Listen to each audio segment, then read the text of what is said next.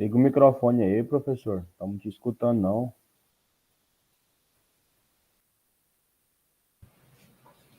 Oh, desculpa, estava fechado, né? Eu não tinha visto. Estou falando um monte aqui à toa, né? Lembrando, então, voltando aqui. Estão escutando ou não? Está escutando? Sim? Agora sim. Beleza, desculpa aí, então. Então, voltando aqui. Hoje a aula é de conceito de internet. A gente vai estar aqui na aula 5, falando dos módulos da camada de link de dados e camada de switch, ou seja, módulos 6 e 7 do curso, tá? Então, a gente já pode até considerar que isso aqui vai estar sim, depois dessa aula. E a gente hoje tem no laboratório, na nossa plataforma, nós temos o exame do módulo 1, 2 e 3, que é o primeiro exame que já está disponível, e nós temos o exame do módulo 4 ao 7 para ser feito, tá? Então, para ficar mais fácil para vocês, como foi o primeiro e a gente está se acostumando, eu ainda vou ampliar esse exame do módulo 1 a 3 aqui, para até o final, junto com o exame do 4 ao 7, ou seja, se vai estar liberado dia 21, vai estar bloqueado, ou seja, você tem uma semana para fazer essa avaliação, tá? Lembrando que você tem 3 chances de fazer ela. Você faz a primeira, se tiver a nota mal, você faz de novo. Se tiver uma nota ruim, você faz de novo. A nota da última nota é a que fica nesses exames temporários. Lembrando que tudo isso daqui é só para que no final do curso a gente esteja preparado para fazer essa prova aqui, ó. É essa que, de fato, aprova ou desaprova você dentro dos CCNAs. Feito mais ou menos essa introdução do que a gente já falou antes, vamos partir, então, para o conteúdo, tá?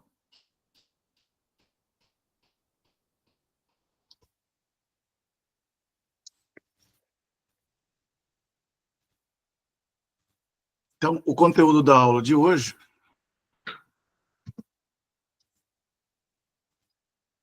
como a gente já tinha dito, módulo 6, exatamente, módulo 6 em diante, tá? Que é exatamente isso que a gente vai ver aqui. Então, o que a gente vai ver aqui no módulo 6? Nós vamos ver aqui, descrever o objetivo e a função, né, da camada de enlace de dados e a preparação para a comunicação na transmissão dos meios específicos. Quais são os meios específicos? Luz, elétron ou eletromagnetismo, né, rede sem fio. Comparar as características dos métodos de controle de acesso. Quais são os métodos? Ou seja, eu tenho meio físico, como é que eu vou fazer o controle de acesso a esse meio físico? Então, dependendo do meio físico, o controle, o protocolo que você vai usar para fazer esse controle é diferente.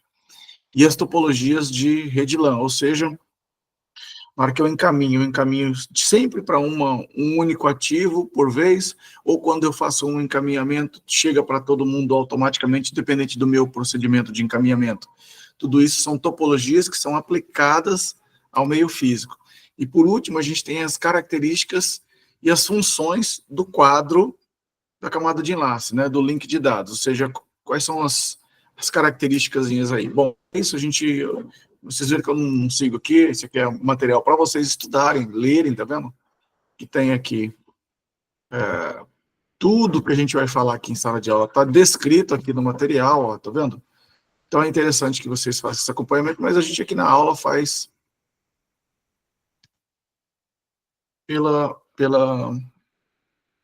a gente faz aqui pelo PowerPointzinho, mesmo pela apresentação.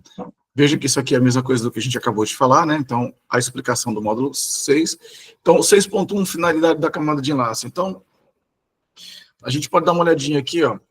O que a camada de enlace faz, né? Então, a primeira pergunta que a gente tem que fazer é essa. O que essa camada faz? Então, se a gente der uma olhadinha aqui, ó.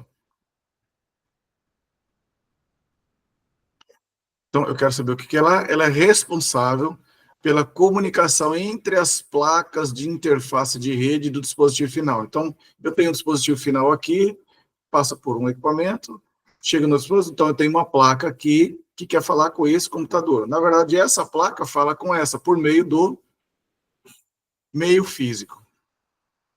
Então, a camada de enlace é o que faz esse meio físico, essa transmissão de bits ter sentido, tá?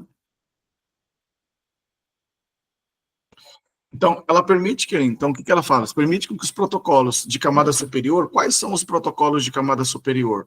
Ora, os protocolos de camada superior são Então, se eu tenho ali o... Opa, como é que eu faço para fechar isso aqui? Tá cá. Se eu tenho aqui, ó, camada física e enlace, então acesso à rede, né, no modelo TCP/IP. Aqui eu tenho internet, aqui eu tenho transporte, e depois eu tenho aplicação. Ora, eu estou falando dessa camada aqui, mas do modelo OSI, isso aqui é quebrado em duas, né? Então aqui eu tenho enlace e tenho camada física, no modelo TCP/IP. Especificamente, a gente está falando da camada de enlace, link de dados. Link de dados, quando eu falo que ele permite que os protocolos de camada superior acessem a mídia, eu estou dizendo que a minha aplicação vai ser encapsulada dentro do transporte, que por sua vez vai ser encapsulada dentro da camada de rede, que é o IP, que por sua vez aí sim vai virar um quadro Ethernet. Desse quadro Ethernet eu tenho a função de link de dados, que é isso que a gente está vendo. Então, se você olhar aqui, ó, eu tenho o protocolo da camada 2 aqui, que é o meu Ethernet, e dentro dele eu tenho aqui o meu protocolo, o meu conjunto de dados da camada 2, né, do modelo TCP/IP, ou 3 do modelo OSI, tá? E necessariamente eu teria os outros elementos aqui, eu teria data aqui, dados, né? Data. Que na verdade é o encapsulamento dessas outras duas camadas aqui dentro. Então, de fato, se a gente analisar com cuidado, o que a camada de enlace faz, a grosso modo? Eu permito com que a minha aplicação converse com outra aplicação. Eu permito que o meu transporte converse com outro transporte. Eu permito com que o meu IP consiga chegar em outro IP, ou seja, camadas superiores que não têm a funcionalidade de transmitir consigam se transmitir. Então, a camada de link é exatamente isso, tá? Então, tá aqui, ó. Então, você tem camada IP e frames da camada 2. Ele também executa a detecção de erros e rejeita quadros corrompidos. Então, essa última função aqui, ó, basicamente é para dizer o quê? Quando eu mando um quadro no meu, eu quero que lá do outro lado, de alguma maneira, isso seja verificado, ou seja o que eu mandei aqui, de fato, seja o objeto que chegou lá naquele enlace. Então, todo quadro Ethernet,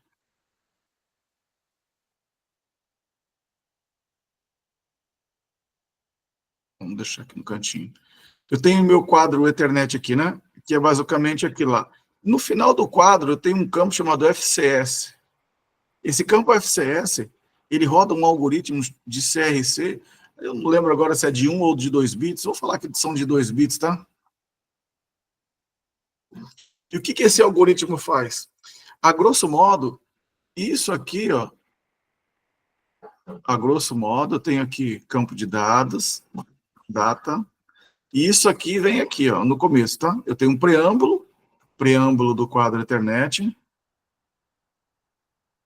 Esse preâmbulo serve para sinalizar as comunicações. A placa de destino, placa de origem, IP de destino, já entra aqui, ó, tá? Aqui eu tenho os dados, que são o encapsulamento das camadas superiores, e por último eu tenho o FCS.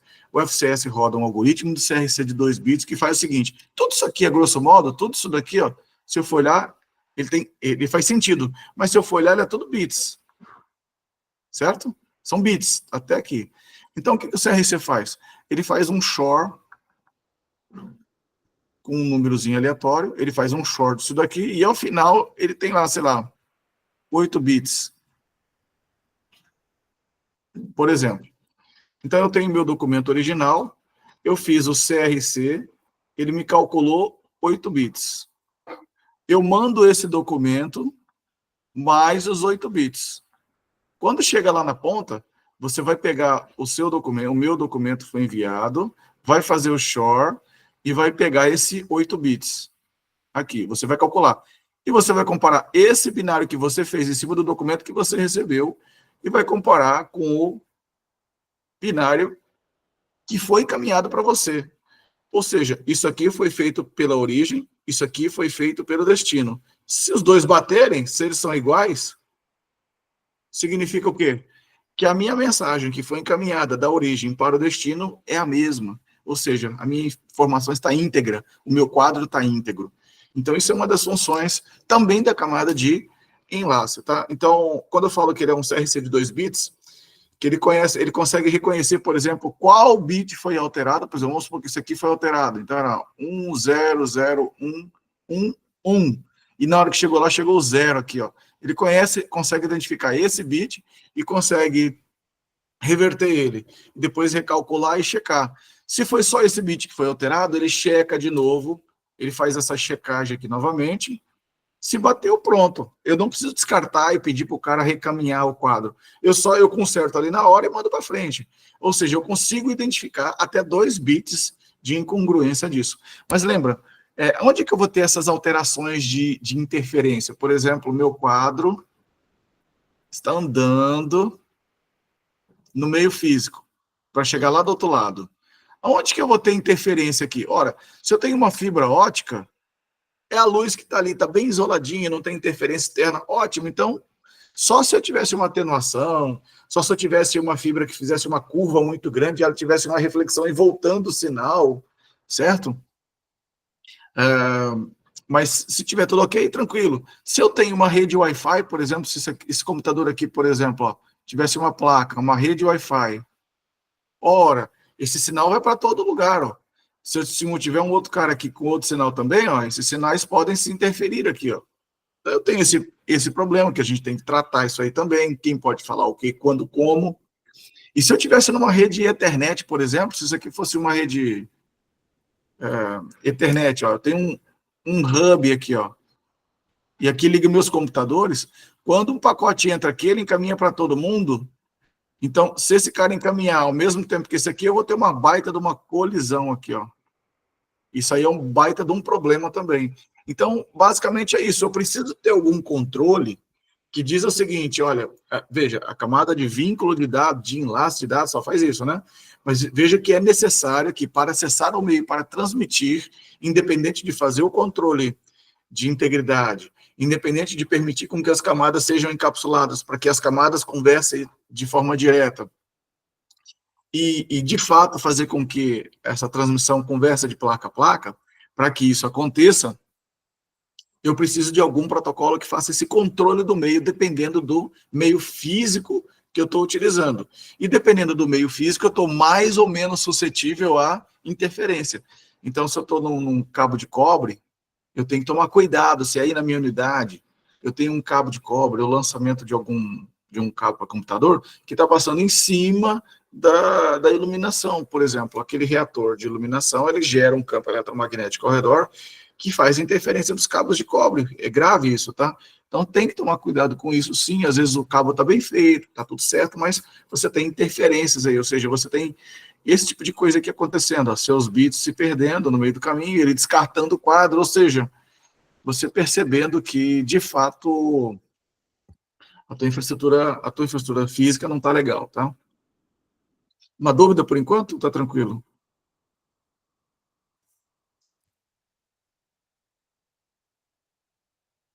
Então, vamos lá. Então, aqui nós temos ainda os padrões, né? Então, aqui nós temos como é que a gente enxerga esses padrões de camada de enlace. Então, a grosso modo aqui, se vocês olharem, nós temos a camada de enlace, data link, e aqui, ó, isso aqui tudo é camada de enlace, né? Da camada de enlace, eu tenho 2 subcamadas. Então, nós temos a camada LLC, que meio que, olha, o que a LLC faz? Eu tenho a camada de rede e de cima, que eu já expliquei. Elas são encapsuladas, né? Então, a aplicação encapsula na camada de transporte, que, por sua vez, encapsula aqui, na camada de rede. Aqui eu posso ter tanto o IPv4, quanto posso ter o IPv6, tanto faz, tá? Só que se eu tiver o IPv4, ele vai ser encapsulado na camada de enlace. Se eu tiver o IPv6, ele também vai ser encapsulado na camada de enlace. Agora, quem é que dá o suporte para essas camadas de rede superiores serem encapsuladas? Primeira camada é o LLC. Tá? Então, o LLC, esse cara aqui, é o que dá suporte para esses protocolos da camada superior. Tá? Então, ó, LLC se comunica entre os softwares de rede nas camadas superiores e o hardware do dispositivo. Então, olha só, eu tenho a placa física aqui, ó. Como é que a camada de rede vai chegar aqui embaixo? Vai passar pela camada de enlace. Vai passar por qual comunicação? Vai passar pelo LLC. Então, LLC, na camada de enlace, é o cara que dá suporte à camada de rede, tá? E, por último, nós temos uma outra camada, que é a camada MAC. O que a camada MAC faz? Olha só. Você vê que na camada MAC, eu tenho o suporte aqui, a Ethernet 802.1.3, tenho 802.1.11, que é o WLAN, tenho o Bluetooth, assim por diante, que é o WPAN, certo? Então, eu tenho Bluetooth, RID, e assim por diante, tá? Então, como eu vou usar a camada física, é um problema da camada de sublinha, é a camada MAC. Como eu vou acessar o meio físico, é um problema da camada MAC, tá? Da minha camada de enlace. Quem dá suporte à camada de rede é o LLC. Como eu vou acessar a camada física, é um problema da camada MAC, certo? Então, aqui, ó.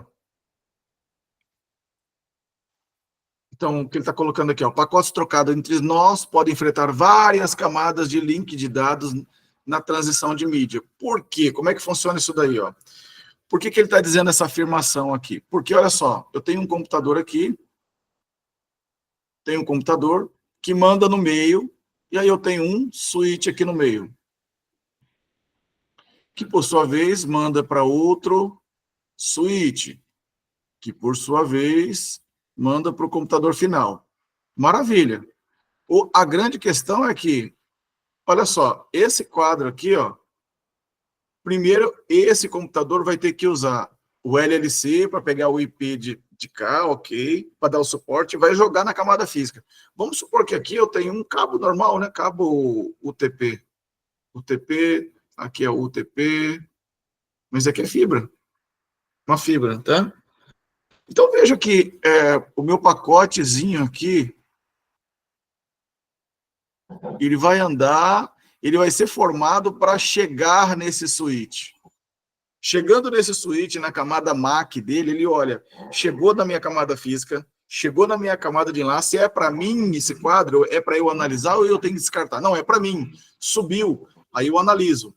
Aí o switch, com a informação que ele tiver, vai analisar o que tiver que ser analisado ou se vai encaminhar, como ele vai encaminhar. Encaminha para todas as portas, encaminha só para uma porta, assim por diante.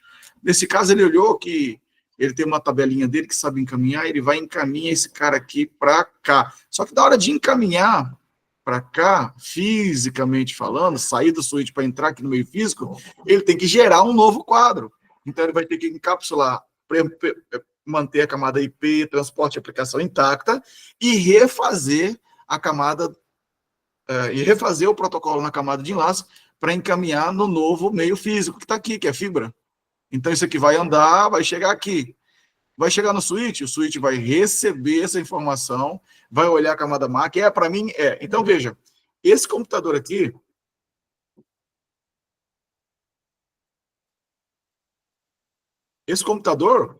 ele queria falar com esse. Maravilha. Mas para chegar lá, na camada de enlace, você só conhece quem está ligado a você no meio físico. Então, esse computador teve que encaminhar primeiro para esse switch teve que encaminhar para isso, e esse aqui é que de fato encaminhou para o usuário final. Esse cara aqui, ó, a informação do usuário final, a única coisa que ele tem para chegar no usuário final é o IP de destino. Mas o IP de destino, como a gente já viu lá, é a camada de internet, né? Internet, do modelo TCP/IP, ou rede, né? A camada de rede. Eu estou falando aqui da camada de enlace de dados, e fica abaixo de rede. Ora, na minha camada de enlace, eu só conheço quem é meu vizinho. Eu jamais daqui vou conhecer o cara lá no final, na camada de enlace. Então, por isso, eu tenho que construir um pacote na camada de enlace com que eu chegue nesse cara. Esse aqui vai construir um pacote para chegar nesse cara aqui. E esse aqui vai construir um pacote para chegar de fato no final. Perfeito? Então, na camada de enlace, eu vou reconstruindo o meu quadro à medida que eu passo pelos meios físicos, mas na camada de rede eu permaneço com o meu IP de destino para chegar até o final. Então, o que ele está dizendo aqui? Ó? Então, a cada salto ao longo do caminho, o roteador ou o switch, né, executa. Ele aceita um quadro, ele olha esse quadro. É para mim? Eu recebo. desencapsula o quadro. O que é desencapsular? Eu tiro o que está dentro do quadro, eu tiro o que está dentro da camada de enlace, ou seja, eu olho o IP, que é a próxima camada. Daí eu olho esse IP e sei o que eu vou fazer com esse pacote. Eu vou olhar, encaminhar para onde? Ah, vou encaminhar para aquela interface ali específica. Beleza. Mas para sair ali é fibra. Para sair ali é Wi-Fi. Para sair ali é cabo UTP. Então, como é que eu vou acessar isso aí? Então, vou encapsular isso aí na camada de enlace, ou seja, no LLC, e vou jogar para a camada subcamada MAC para, de fato, qual meio físico eu vou utilizar para sair. Então, encapsula novamente o quadro e, por último, encaminha esse quadro para o novo segmento. Ou seja, isso vai acontecer para cada segmento de rede que você tiver que caminhar durante o trajeto daquele pacote todo. Tá? Vocês têm algum questionamento, alguma dúvida, não? Deixa eu chegar lá.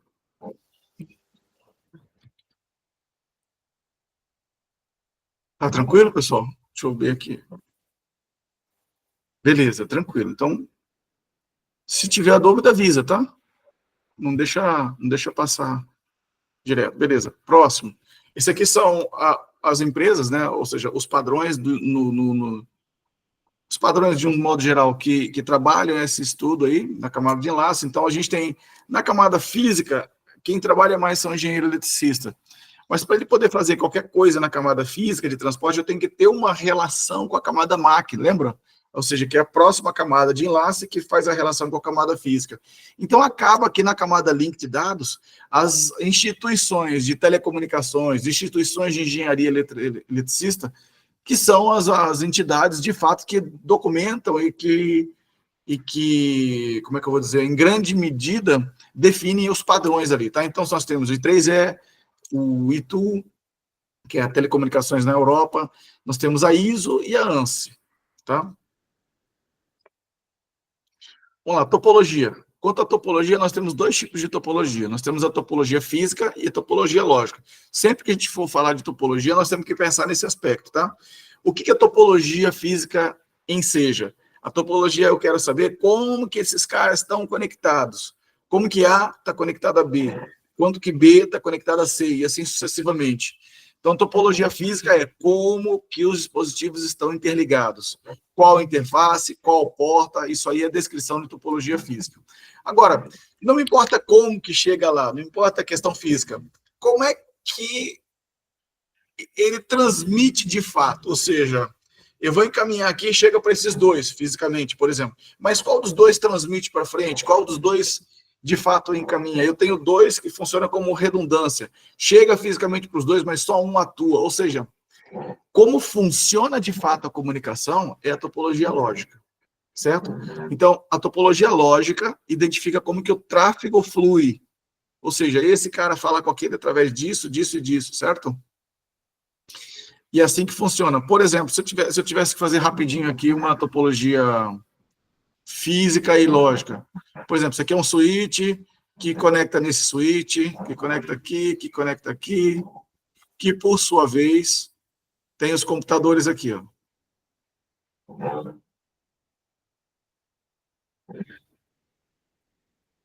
Certo? Se eu faço esse desenho aqui, ó, indicando o caminho físico dessa transição daqui, ó, então, para esse cara acessar, ele manda para cá, daqui manda para cá, daqui manda para cá, daí manda para cá. Se eu sei a identificação desse enlace, meio que eu estou numa topologia o quê? Parece que é uma topologia física, né? Mas, às vezes, eu tenho que identificar, eu posso identificar num desenho só, tanto a física quanto a lógica. Então, aqui, basicamente, isso aqui é o desenho de uma topologia física. Porque aqui eu estou transmitindo, como que vai ser transmitido. E o que seria uma transmissão lógica? Por exemplo, lógica. Eu tenho aqui, ó, por exemplo, desse desenho, eu falo que um é VLAN 10, o outro é VLAN 20, e eles chegam numa interface, na interface de VLAN 10, na interface de VLAN 20, para que eles possam se comunicar. Então, esse cara sempre vai mandar para esse cara, que vai fazer o roteamento para chegar nesse aqui, e esse que devolve para esse, que vem para cá para mandar para cá. Ou seja, independente se esse meu computador for VLAN 10 e esse aqui também for VLAN 10, independente disso, o tráfego vai fluir para a interface de VLAN 10, ou seja, que pode estar aqui, ó, a interface da VLAN 10, que pode estar aqui. Então, de qualquer modo, para esse cara aqui comunicar com qualquer outro desses aqui, então ele vai ter que mandar para esse, que vai, por sua vez, encaminhar para o destino que você queria chegar. Ou seja, aqui eu faço o que a gente chama de topologia lógica. Como é que o tráfego vai andar? Como é que ele está separado? Como é que ele está organizado? Perfeito? Então, o que, que você vai ver numa topologia lógica?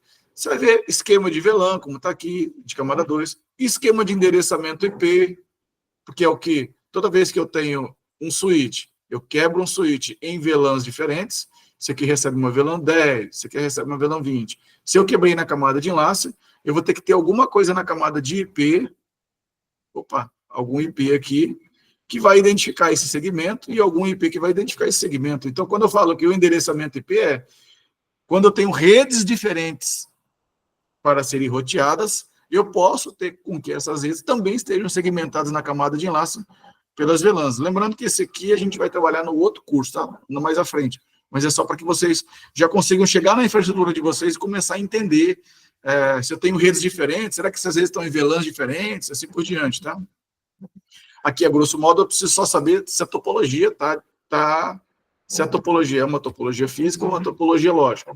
Ainda quanto a tecnologias de WAN, eu tenho conexões que são ponto a ponto, ou seja, eu transmito aqui, chega ali, então eu não preciso nem endereçar para o destino, porque eu sei que se eu transmitir aqui, chega lá no destino. Lembra da brincadeira? A gente tinha quando era criança, que era um copinho, um barbante, um outro copinho. Então eu não preciso dizer quem está do outro lado, é só eu falar que o que eu falar vai chegar no destino final. Conexões ponto a ponto são assim, tá? São conexões mais simples, comum, consiste em uma ligação permanente entre dois pontos. Pronto. Só isso.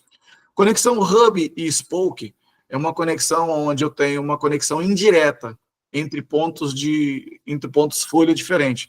Então, tem um elemento aqui, que é o que a gente chama de hub, e tem unidades diferentes aqui, que é o que a gente chama de spoke. Tá? Então, se esse cara quer falar com esse daqui, ó, ele vai ter que mandar aqui para o hub faz o tratamento e isso aqui encaminha para cá. Como é que eu faço a devolução daqui para lá? Porque eu quero a comunicação de volta aqui, né? Então, ele vai ter que devolver aqui para o hub e o hub manda para o...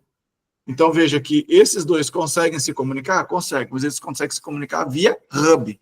É exatamente assim, por exemplo, que está funcionando na conexão de WAN da Secretaria de Saúde hoje, ela funciona na modalidade Hub Spoke. Como? Então, nós temos a internet, nós temos a sede, e tem as unidades de vocês aí, hospital e escritório, certo? Para um hospital, falar com outro hospital, para um hospital, falar com outra unidade, caso precise, esse pacote via internet chega aqui eu faço o encaminhamento com as regras que eu tenho, e eu devolvo isso daqui para outra unidade para cá. Esse aqui me devolve a comunicação para cá, eu faço o encaminhamento para cá, e ele devolve via internet para lá. Como eu passo por internet, o que, que a gente usa na WAN? Eu uso conexões de VPN. Aqui, conexões de VPN aqui. Ou seja, mas a grosso modo, a minha topologia de conexão de longa distância na secretaria hoje usa a internet, criptografa os dados em VPN para que esses dados não andem abertos na internet, mas a grosso modo, a minha topologia de comunicação lateral, ou seja, o que é comunicação lateral? Isso aqui, vamos ver aqui, uma comunicação do objeto folha com objeto, uma comunicação vertical. Comunicação entre os objetos folha é o que a gente chama de comunicação lateral. Nas comunicações laterais, ela só acontece com o encaminhamento via hub para as finalidades finais, tá? E por último, nós temos aqui a rede em malha. Essa aqui é uma rede a mais disponível, que tem maior disponibilidade possível. Então, por exemplo, eu tenho dois caras, eu só preciso de um ponto a ponto, beleza. Coloquei mais um na minha rede, conecto isso aqui, conecto isso aqui. Ou seja, eu já tenho um loopzinho aqui, eu posso ter falha em qualquer um deles que a minha rede continua. Se aqui falhar, ela trafega por aqui. Se esse aqui falar, ela trafega por ali, tá vendo? Então eu ainda tenho falha. Aí eu vou botar mais um terceiro aqui. Olha, se na hora que eu coloquei mais o quarto, esse quarto pode se comunicar aqui, pode se comunicar aqui, pode se comunicar aqui. Ou seja, se esse link aqui falhar, só esse e esse, teoricamente, ficam sem comunicação direta. Mas eu ainda consigo que ele se comunique através desse e eu consigo que ele se comunique através desse. Ou seja, você tem altíssima redundância. Mas o custo disso é que é dureza, né? Você manter todos esses links conectados 100% entre si, tá? Alguma dúvida, pessoal? Tranquilo, né? Então, está aqui tudo que a gente estava falando, né? Então, as topologias físicas conectam dois nós de forma direta. Os nós não podem compartilhar mídia com outros hosts, então eu teria uma conexão física entre esses dois, tá? Então, quando ele não compartilho com outros, então eu não posso ter um outro cara que, assim, por exemplo, tá? Se é ponto a ponto, é ponto, ou seja, é ponto a ponto. Eu não posso ter um outro cara escutando isso aqui, tá? Com todos os quadros na mídia, só pode viajar de um para o outro. Nós, os ones ponto a ponto, pode ser muito simples. O que é um one? O que é um one ponto a ponto hoje em dia, de forma bem simples? Ora, você tem um switchzinho aqui, você botou uma GBIC aqui de fibra, você passou a fibra, tem um outro GBIC de fibra aqui, e ela chega no outro switch, esse enlace daqui para cá é um enlace ponto a ponto. Beleza? Quando esse equipamento aqui, na fibra, quando esse equipamento manda o bit por aqui e ele sai, esse bit já só chega por aqui, ó. Eu não importo muito esse elemento, logicamente, com esse aqui. A camada física saiu aqui, chega ali. Saiu ali, chega aqui. Beleza? É um ponto a ponto que a gente pode identificar. Estou com uma interferência aqui. Bom, aqui nós temos quantas topologias, né? Então, nós temos a topologia de anel, a topologia de barramento e a topologia de estrela. E a estrela estendida, né? Então, a grosso modo, a topologia, quase todas as redes hoje em dia são definidas como uma topologia de estrela estendida, né? Onde eu tenho várias comunicações. Então, isso aqui é uma estrela, qual que é o objetivo desse? O ponto central é um equipamento que está aqui, ó. Então, o cabeamento, se esse cabeamento pifar, só parou essa rede, esse computador. Se esse cabeamento pifar, só parou esse computador. Ou seja, o cabeamento é responsável. Agora, só esse daqui que não pode parar, esse ativo aqui que não pode parar, porque ele é o que faz a interligação entre todos, tá? Então, esse é o cara principal. Normalmente, esse a gente usa o quê? Um switch. Antigamente, a gente usava um hub, tá? Então, hoje a gente tem. Então, lá na infraestrutura de vocês têm os computadores. Esses computadores têm os cabinhos que chegam no switch. Esse switch também tem outros cabinhos para frente, tá? Então, esse aqui é o ponto central que a gente normalmente faz os projetos, tá? E por que estendido? Porque, às vezes, um switch aqui pode se conectar em outro switch e esse aqui se conectar com outros. Então, é uma topologia em estrela estendida. Qual que é a vantagem da estrela? Esse cabo aqui, ó, que dá acesso a esse switch, se der problema, só dá problema nesse cara aqui. Ele não interfere com os outros equipamentos da minha rede. Nessa topologia aqui de barramento, uma única transmissão chega para todo mundo. Tá? E na topologia de anel, eu encaminho aqui e o meu dado também é encaminhado para todo mundo aqui do anel, tá vendo? Ele passa para todo mundo. É como se fosse um barramento, né? Mas é um anel que é diferente. Então, você tem o barramento, ó. Barramento, anel. Todos os sistemas finais são encadeados e terminados em cada extremidade. Isso aqui é o que a gente chama de terminador. Terminador. Por quê? Como é que funciona, grosso modo, isso aqui? Você tem aqui um... Como é que funcionava isso aqui, né? Então, você encaminha o bitzinho aqui, o sinal anda para cá e o sinal anda para lá. Todos os ativos que estão aqui no meio do caminho recebem esse pacote. Então, eu preciso transmitir uma única vez e todo mundo recebe. Só que quando chegar aqui no terminador, eu tenho que ter uma resistência aqui, ó, de modo que quando o sistema bater, ele tem uma atenuação e ele morrer aqui. Porque senão, se isso aqui não estiver funcionando, o sinal bate e volta. Então, teria bate e volta, bate e volta, bate e volta. Esse sinal não ia sair da minha camada física. Então, o terminador aqui é importante, por quê? Porque ele mata o sinal que chega aqui, ele atenua atenua todo o sinal, mata, né? Então eu não tenho reflexo desse sinal voltando na minha rede. Porque, olha só, quando esse computador manda o sinalzinho aqui, o sinal vai para todo mundo da esquerda e vai para todo mundo da direita. Então eu só preciso que essa transmissão seja feita uma única vez. Eu não preciso que ele seja refletido aqui nas pontas, tá? O problema do barramento é o seguinte, cara. Se der problema em qualquer ponto da minha rede, do meu cabeamento para a rede inteira. Então, por exemplo, se o meu terminador aqui der problema, se esse terminador aqui der problema, todo sinal vai bater lá e todo sinal vai voltar aqui, ó. Então, eu vou receber todos os pacotes duas vezes. Uma vez que esse cara aqui mandou e foi para lá, e outra vez que bateu aqui foi refletido. Isso é um baita de um problema. Se der um problema aqui nesse cabo aqui, ó, por exemplo, ó, se der um problema aqui, na hora que esse cara mandar os dados aqui, ele bate aqui e esse aqui não recebe mais, ó, porque não consigo mais retransmitir. Então, isso é um baita de um problema, tá? Então, quando dava um problema num cabo de topologia, cabo físico de topologia de barramento, isso era um grande de um problema para consertar, tá?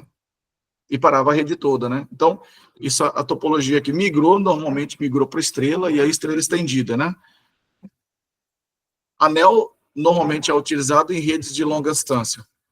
Então, com relação à comunicação, o que é comunicação? No meio físico, como é que é encaminhado os dados? Os dados eles podem ser encaminhados de forma full ou half duplex. O que é o half duplex? O half duplex, numa comunicação de A para B, tem o A querendo falar com B. Então, eu posso encaminhar alguma coisa ao mesmo tempo que B está me encaminhando outra. Se isso aqui for possível, isso aqui é full duplex. Se A encaminha algo, espera B trabalhar, para daí B receber autorização para transmitir, enquanto isso A não pode transmitir. E daí B recebe um tempo para poder retransmitir para lá. Ou seja, ou vai ou vem. Isso aqui é o half duplex. Então, aqui, ó, no half duplex, um dispositivo apenas envia ou recebe a transmissão. Ou seja, o meio é compartilhado. Tá? Em WLAN, ó, é usado em WLANs, em redes sem fio, e em topologias de barramento herdadas. Qual é a topologia de barramento herdadas na rede Ethernet? Quando você usa hub. Então, eu tenho um computadorzinho aqui, um computadorzinho aqui, um computadorzinho aqui, que tem um hub, não é switch. Tá? Ah, professor, isso aqui é uma estrela. É uma estrela, fisicamente é uma estrela, mas logicamente ele vai funcionar como um barramento. Por quê? Quando um pacote entrar aqui, o que o hub faz? Regenera o sinal e manda para todas as outras portas. Então, ele vai encaminhar para esse e vai encaminhar para esse. Isso aqui não é a mesma coisa que eu tenho isso aqui, ó. Esse cara manda um pacote. O quadro vem para lá e vem para cá. Morre aqui, beleza. Mas esse aqui escutou e esse aqui escutou. Uma transmissão chegou aqui e chegou aqui. Ou seja, uma transmissão chegou aqui e chegou aqui. Por mais que aqui seja topologia física de barramento e aqui é topologia física de estrela, quando eu uso o hub na minha rede Ethernet, eu tenho o comportamento de uma rede de barramento. Tá? É por isso que isso foi abolido, e teoricamente assim, nós não temos mais, você não consegue mais comprar hub no mercado. Tenta comprar um hub, entra na internet aí, procura lá, comprar um hub, você não vai achar, porque não tem. Tá? Não tem. O elemento mais simples que você tem para comprar é um switch. A gente chama de switch não gerenciado, ou seja, ele não faz o barramento como está aqui, ele faz ainda o controle de MAC, mas você não consegue ter mais funções em cima dele, você não consegue ter a função básica, só a função básica de um switch. Então, o mínimo que nós temos hoje no mercado são switches não gerenciáveis. Tá? E a comunicação full duplex, como eu estava dizendo, é isso aqui, né? Ambos dispositivos transmitem e recebem simultaneamente, tá? Então, os comutadores Ethernet operam no modo full duplex. Então, se eu trabalho com hub, eu trabalho no modo half duplex. Se eu trabalho com switch, então eu trabalho no modo full duplex. Switch, roteador, nossos computadores e assim por diante, tá? Lembra do UTP que nós vimos na aula passada? Você tem um cabo que transmite e um cabo que recebe. Logo, eu posso transmitir e receber por meios físicos diferentes naquele mesmo cabinho, tá?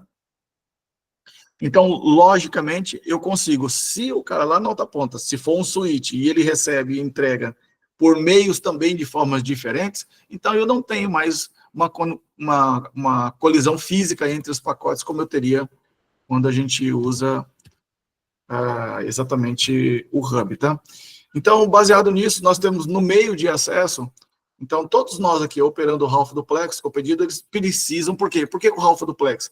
Porque no Half Duplex eu tenho colisão.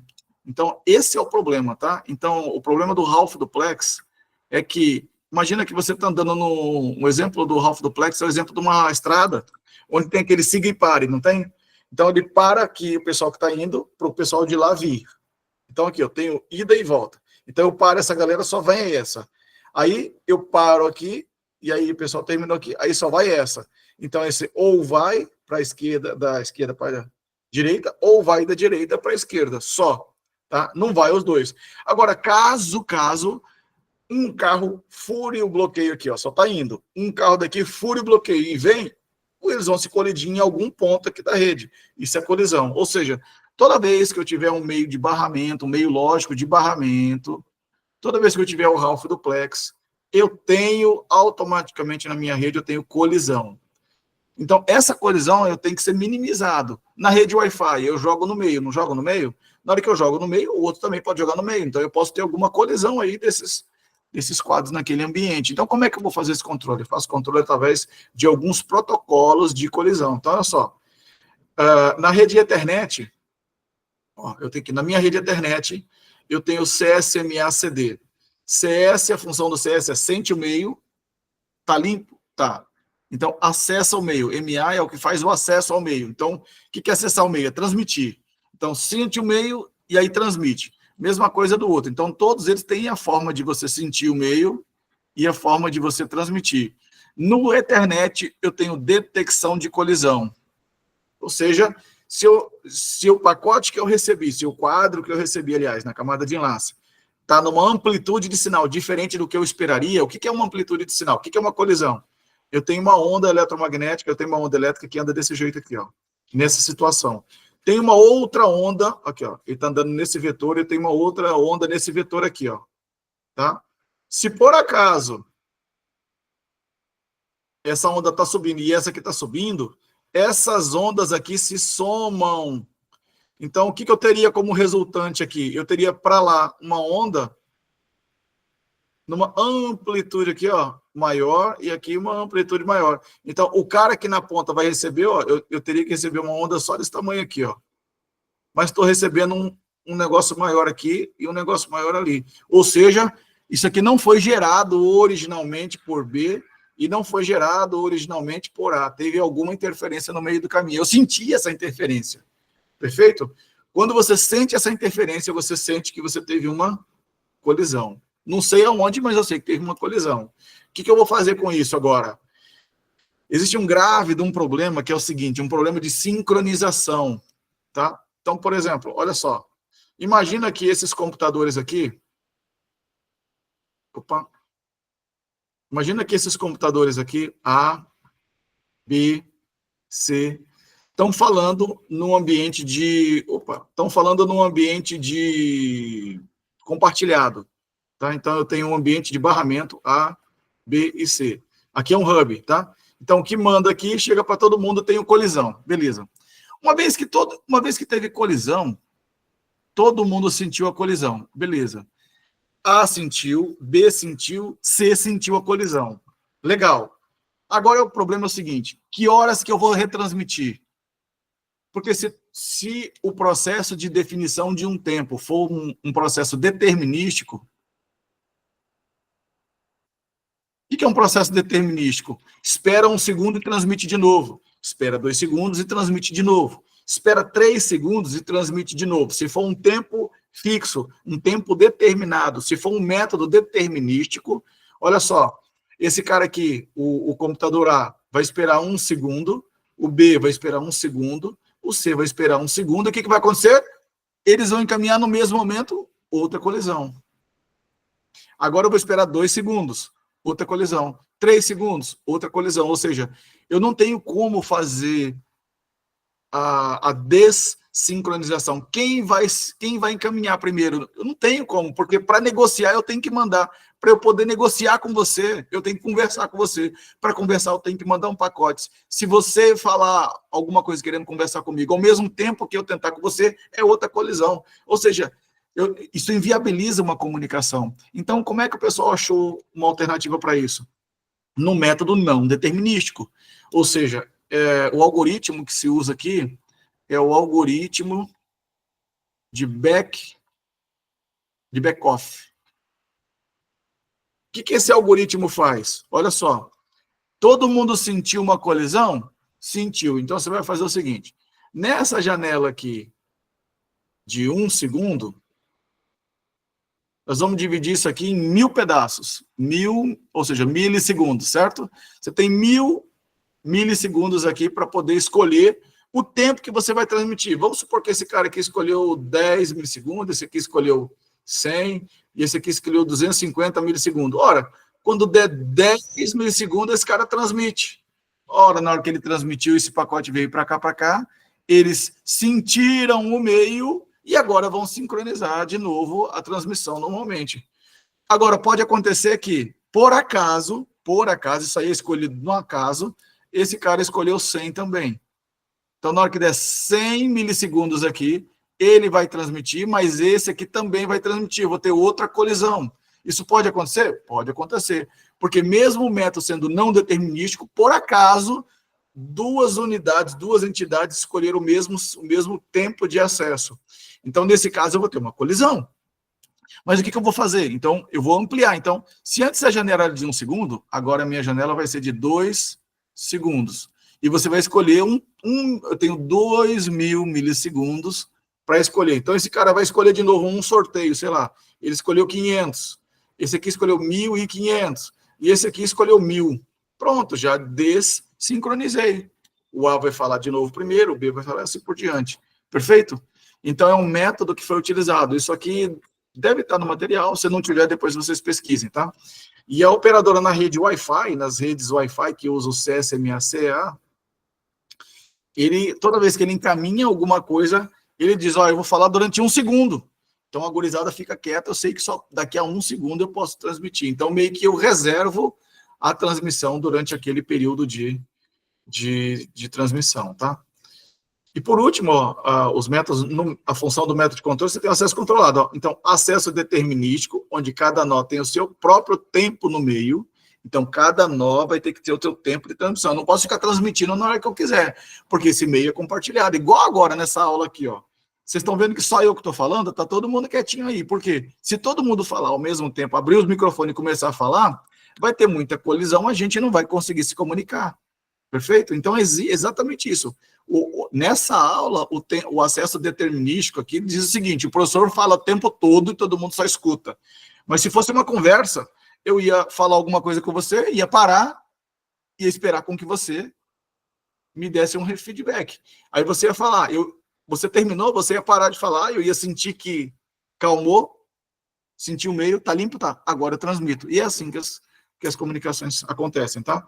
Então, esse meio aqui, que a gente acabou de falar, ele usa redes herdadas, como Token Ring, ArcNet, e onde a gente tem a topologia do tipo barramento, ou onde a gente usa o hub, tá? Mas qual que é a ideia? Gente, isso aqui já pulou, né? A gente não usa mais isso, a gente usa hoje em dia o quê? A gente usa switch, tá? Então, basicamente é isso. Então, o CSMA está aí, o CSMA-CD está aí, tudo que eu falei, tá? Então, o dispositivo transmite para detectar essa colisão, para acabar com essa colisão, transmite de forma que, ó, a grande questão está aqui, ó, período aleatório, tá? Isso aqui, ó. O período aleatório é a implementação do algoritmo de Beckhoff, tá? No CSMA-CA é as redes Wi-Fi, ó, você tem o modo Half Duplex eu tenho colisão. Então, assim, esse processo é o processo que vai evitar a colisão nas redes sem fio, tá? Ou seja, você recebe um tokenzinho para poder falar determinado período específico, tá? Então, ao transmitir, ele inclui também a duração de tempo necessária para a transmissão. Então eu falo assim, eu vou falar, mas eu posso falar durante 5 segundos. Então, passou 5 segundos, eu tenho que ficar quieto. Porque alguém ou outro dispositivo vai alocar um outro período de tempo para poder transmitir. Porque o meio é compartilhado, eu não posso ficar só comigo, tá? Então, outros dispositivos na mídia compartilhada recebem as informações de duração de tempo e sabe quanto tempo que ele tem que ficar parado ali, porque se ele transmitir, eu vou ter colisão. Então, para evitar colisão, eu fico quieto durante o tempo de reserva daquele dispositivo que estiver lá. Qual que é o problema disso? Quando eu tenho um monte de dispositivos, né? Imagina que eu tenho numa rede compartilhada 100 dispositivos e um está ocupando aquela mídia, 99 está parado. Então, eu tenho gigabit, mas em quanto tempo você tem gigabit? Então, assim, se você não tem o token para falar, não adianta você ter uma internet rápida, um link rápido, mas com uma mídia compartilhada, com muitos dispositivos usando essa mídia compartilhada. No final das contas, a velocidade sua vai ser limitada no tempo que você tiver para transmitir aquela informação. Tá claro isso, pessoal? Tem alguma dúvida? Bom, isso aqui é básico, né? Então, assim, só para a gente ver, isso aí tudo também está lá no material, está escrito lá, tá? Então, assim, quanto em relação ao quadro, então os dados são encaminhados na camada de enlace de dados. Beleza. Então, o quadro de enlace tem 3 partes. Tem o cabeçalho, tem os dados e o trailer, tá? Então, a gente vai ver isso aí, tá? Então, nos campos de cabeçalho, que é isso aqui, ó, e do trailer, eles variam de acordo. Lembra que eu falei para você que o quadro ele tem que ser construído cada enlace que ele passar, né? Para cada enlace ele vai ter que ser reconstruído. Ou seja, o cabeçalho Ethernet, o trailer Ethernet vai ter que ser reconstruído. O trailer é aquele algoritmo, o CRC, lembra? Ele vai gerar um CRC em torno de tudo isso daqui, ó. Tá? Então, cada vez que eu for gerar uma mídia, eu tenho que refazer o trailer. E o cabeçalho, porque para cada mídia eu tenho que dizer qual é o novo destino, qual é o novo destino, qual é o MAC do próximo cara.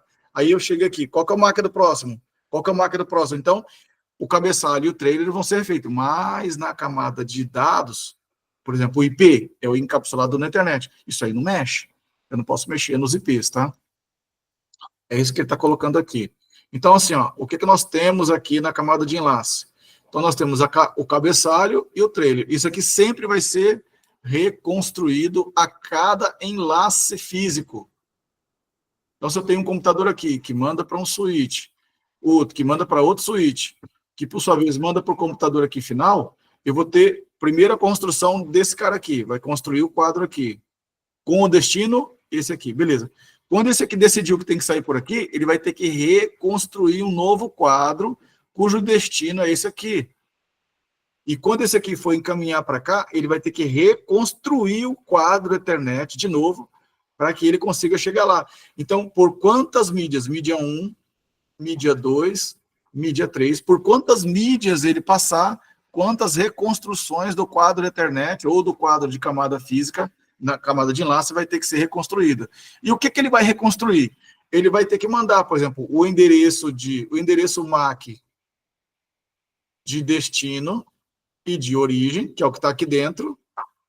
Aqui eu tenho que dizer qual é o tipo de dados que eu tenho, se mudou, se não mudou, eu continuo mesmo. Se eu tenho alguns bits de controle a mais, tipo de QoS, né? Depois a gente vai ver isso aí. Em outro momento a gente vai ver isso lá. Não, no CCNA 3 a gente vai ver isso aí. E aqui eu tenho exatamente aqui, ó. Eu tenho detecção de erro, que é o FCS que eu falei para vocês. Então, esse FCS, ele é calculado em cima desses dados aqui, ó. Daqui, ó. Se isso aqui muda, o FCS tem que mudar também. Então, para cada elemento de enlace, eu refaço essa camada aqui e automaticamente refaço essa. Mas eu não mexo com a camada de dados, que é a camada de IP, que é a camada de transporte, que é a camada de aplicação. O que foi encapsulado fica. Mas eu, na camada de enlace, eu vou modificando tudo. Quando você captura isso aqui no Wireshark, lembra que eu fiz... Se vocês forem ver aquele vídeo do Wireshark, vocês vão perceber isso daí. Acho que do módulo 3, sei lá. Esse frame de start aqui e esse frame de parada aqui, que são sinais usados para sinalizar,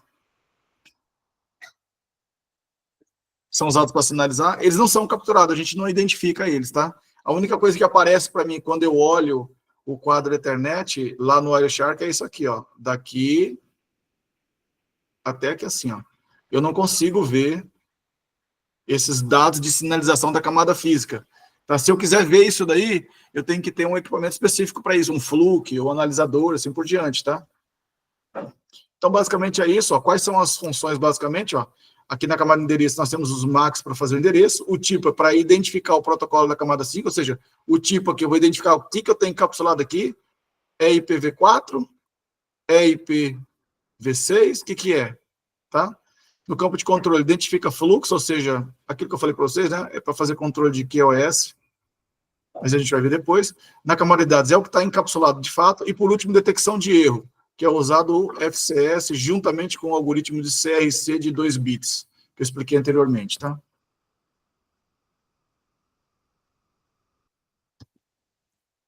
Então tá aqui, ó, como é que funciona, tá vendo ali, ó, o exemplo, ó, eu tenho a minha placa, o meu computador aqui, a minha placa, ó, eu tenho camada 2, que é exatamente aqui, olha, eu tenho MAC de origem, meu MAC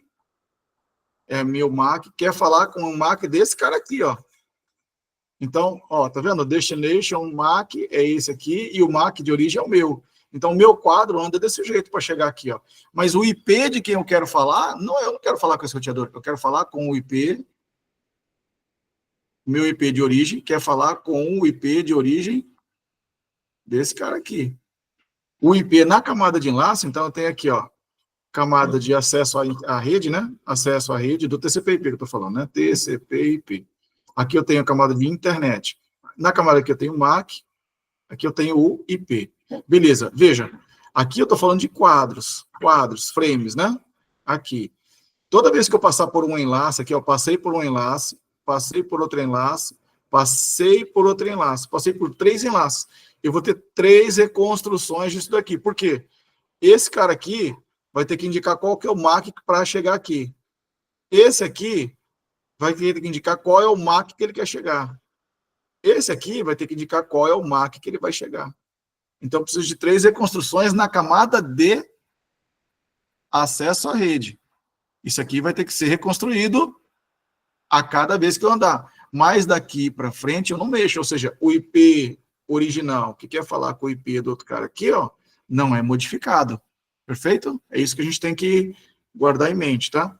Então, assim, ó, contido no cabeçalho, usado apenas para entrega local. Então, o endereço de camada 2 do MAC é endereçado só para entrega local, ou seja, nesse enlace aqui, ó, nesse enlace, e ele é atualizado, ou seja, ele é refeito a cada vez que você passa por uma outra unidade, tá? Para um outro meio físico, tá? Então, quais são os meios? A topologia física e lógica determinam o protocolo. Então, se eu usar o Ethernet, o 802, o ponto a ponto, ou seja, se eu usar o meio meio ponto a ponto, eu vou ter que usar o protocolo PPP ou HDLC no modo serial, tá? Se eu usar um meio físico que usa o AR, por exemplo, uma rede sem fio, então eu vou ter que ter um protocolo de camada de enlace próprio para o meio sem fio. Se eu tenho uma internet, mas estou usando a internet num ponto a ponto usando fibra ótica, é um jeito que eu vou usar. É um full duplex. Né? Se eu tenho um cabeamento UTP ligado num hub, por exemplo, é o mesmo internet da fibra, só que esse internet é Half. Se é Half, eu vou usar CSMA, CD, vou ter que fazer o controle aí de colisão. Se é um switch, eu não preciso mais fazer a colisão, por quê? Porque o switch já segmenta isso daí. Tá? Então, cada protocolo executa o controle de acesso dependendo da mídia com que ele está, perfeito? Então, dependendo da mídia, do jeito como eu vou sair, se é elétron, se é onda eletromagnética, se é luz é uma onda. Né? Ele vai determinar aí qual é o meio de saída. Então, com isso, a gente termina o módulo de camada física e nós vamos entrar agora rapidinho no módulo 7 de switching, tá? Então, o que eu falei, que eu acabei de falar para vocês? Acabei de falar para vocês que em cada enlace o quadro é refeito, né?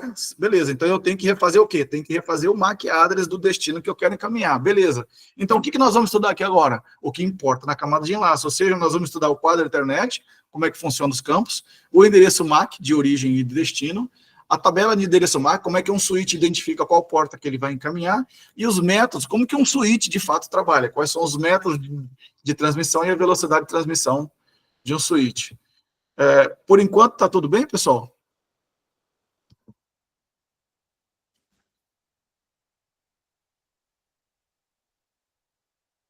Beleza? Beleza, joia. Joia, Rodolfo. Massa. Então, tem alguma dúvida? Se tiver, vocês podem me interromper, tá? Porque eu fico com essa janela fechada, não vejo vocês. Então, vamos lá.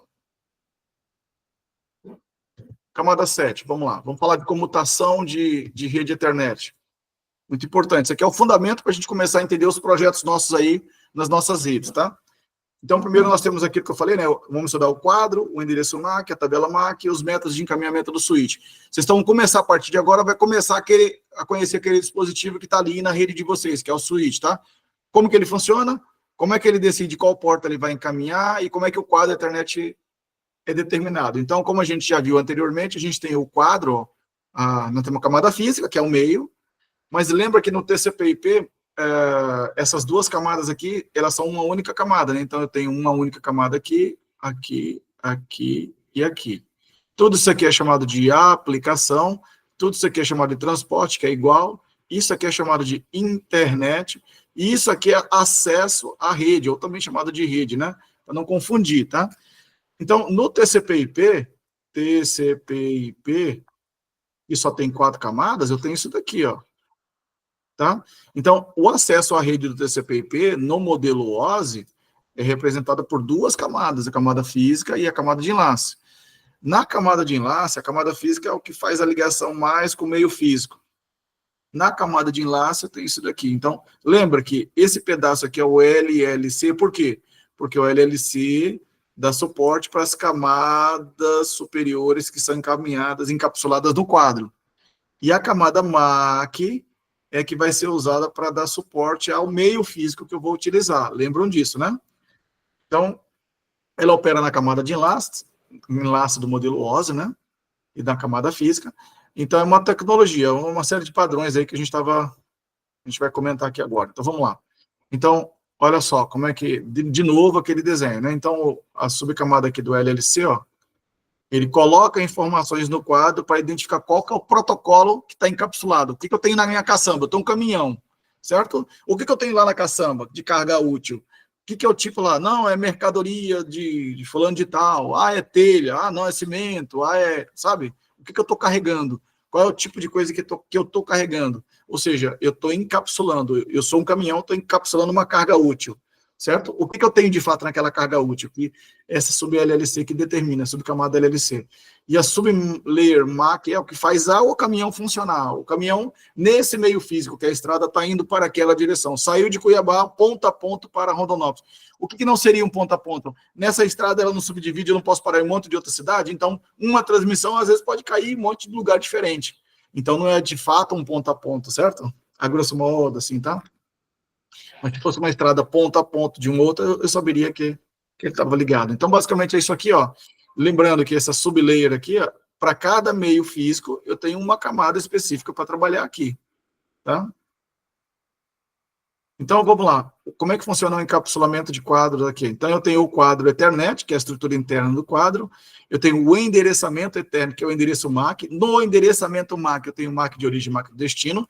E eu tenho a detecção de erro Ethernet, que é o que eu já expliquei do FCS para vocês lá no começo, tá? Lembrando que a detecção de erro fica lá no final, o endereçamento fica no começo. Quadro Ethernet é a conjuntura de todo o quadro, né? É o cabeçalho mais o dado encapsulado mais o FCS no final. Então tá aqui, ó, acesso à mídia, né? Então, acesso à mídia é a subcamada do MAC, né?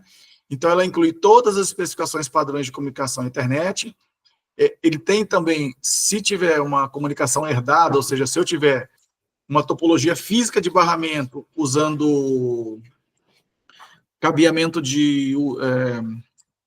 oh, meu Deus do céu, como é que chama aquele cabeamento de cobre? De que a gente usa em... Coaxial. Coaxial, exato.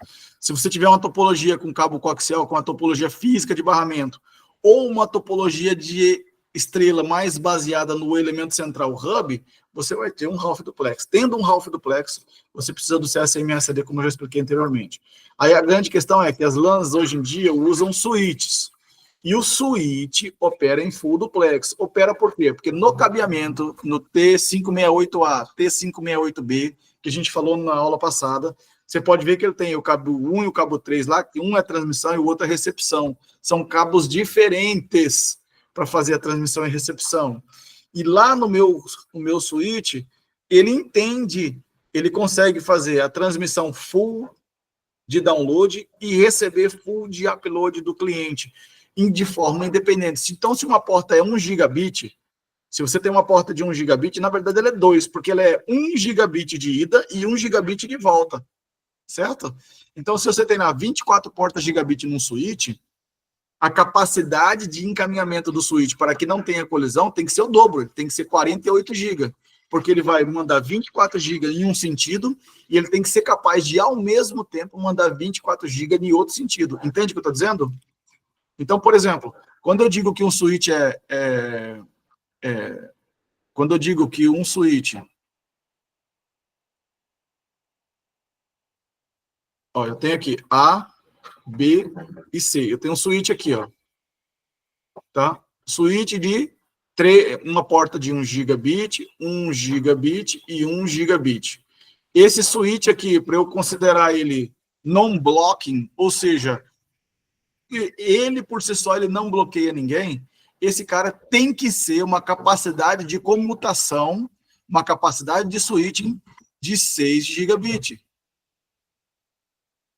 Por quê? Porque aqui eu mando 1 e posso receber 1 ao mesmo tempo. Aqui eu mando 1 e posso receber 1 ao mesmo tempo. Aqui eu mando 1 giga e posso receber 1 ao mesmo tempo. Perfeito? Então, meu switch, ele tem que ter essa somatória. Se ele é full duplex, então ele encaminha e recebe ao mesmo tempo. Beleza? Tem que estar claro isso na cabeça da gente. Quando eu pensar em switch, eu tenho que lembrar que o meu switch, a capacidade de comutação dele tem que ser 2 vezes a capacidade das portas que ele tem disponível lá. Se é 24 portas, tem que multiplicar. Se é 24 portas giga, multiplica 24 por 2 e eu tenho capacidade do switch fabric do meu switch. Se é 48 portas gigabit mais 4 portas de 10 giga, eu tenho que multiplicar 10 giga vezes 4, 48 mais os 40 GB vezes 2, e aí eu tenho que ver se lá na especificação aquele switch consegue encaminhar aquilo tudo. Se eu tenho essa situação, então eu tenho um switch que não bloqueia pacote, que não enfileira pacote dentro dele. Tá? É isso que a gente tem. Por isso que tem switch que é caro, por isso que tem switch que é barato. Tá? Então o quadro Ethernet basicamente é isso aqui. Ó. Então, a grosso modo, eu tenho... os campos são basicamente esses, né? Então, aqui não me interessa muito, porque aqui é o dado encapsulado, aqui é as outras camadas. O que me interessa do quadro Ethernet é isso aqui, ó. Primeiro, o MAC de destino, o MAC de origem, e aqui o campo tipo e o comprimento, ou o resto das outras informações. Então, tenho 2 bytes aqui, ou seja, se são 2 bytes, são 16 bits, tá? Aqui eu tenho lá 6 bytes, então eu tenho 48 bits, e aqui eu tenho, ó, 4 bytes. 4 bytes é 8, 16, 32, 128, né? Não. 32 bits. Tá? Tamanho de um endereço IP, né? É o FCS aqui, ó, tá? Então, aqui, ó. Esses campos que me importam, tá? MAC de origem, MAC de destino. Por que o MAC de destino é antes de todos? Porque quando chega um pacote aqui dentro do meu switch, aqui, ó, primeira coisa que ele vai usar é o endereço MAC de destino para saber para onde que eu vou encaminhar. Então, por isso que ele já está dentro do projeto, ele está primeiro, é o primeiro cara que sai, tá?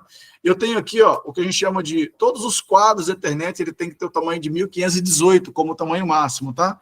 Mas às vezes, olha só, o que eu estava explicando para vocês, dentro do quadro Ethernet.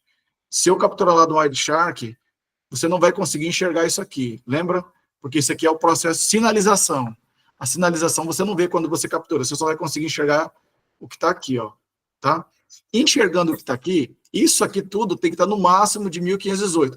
Tem que estar no mínimo de 64 e no máximo 1518. Então, por que eu defino que o meu MTU é 1500? Porque eu posso ter uns 18 bits aqui, 18 bytes, bits, né? 18 bytes, aliás, de extra.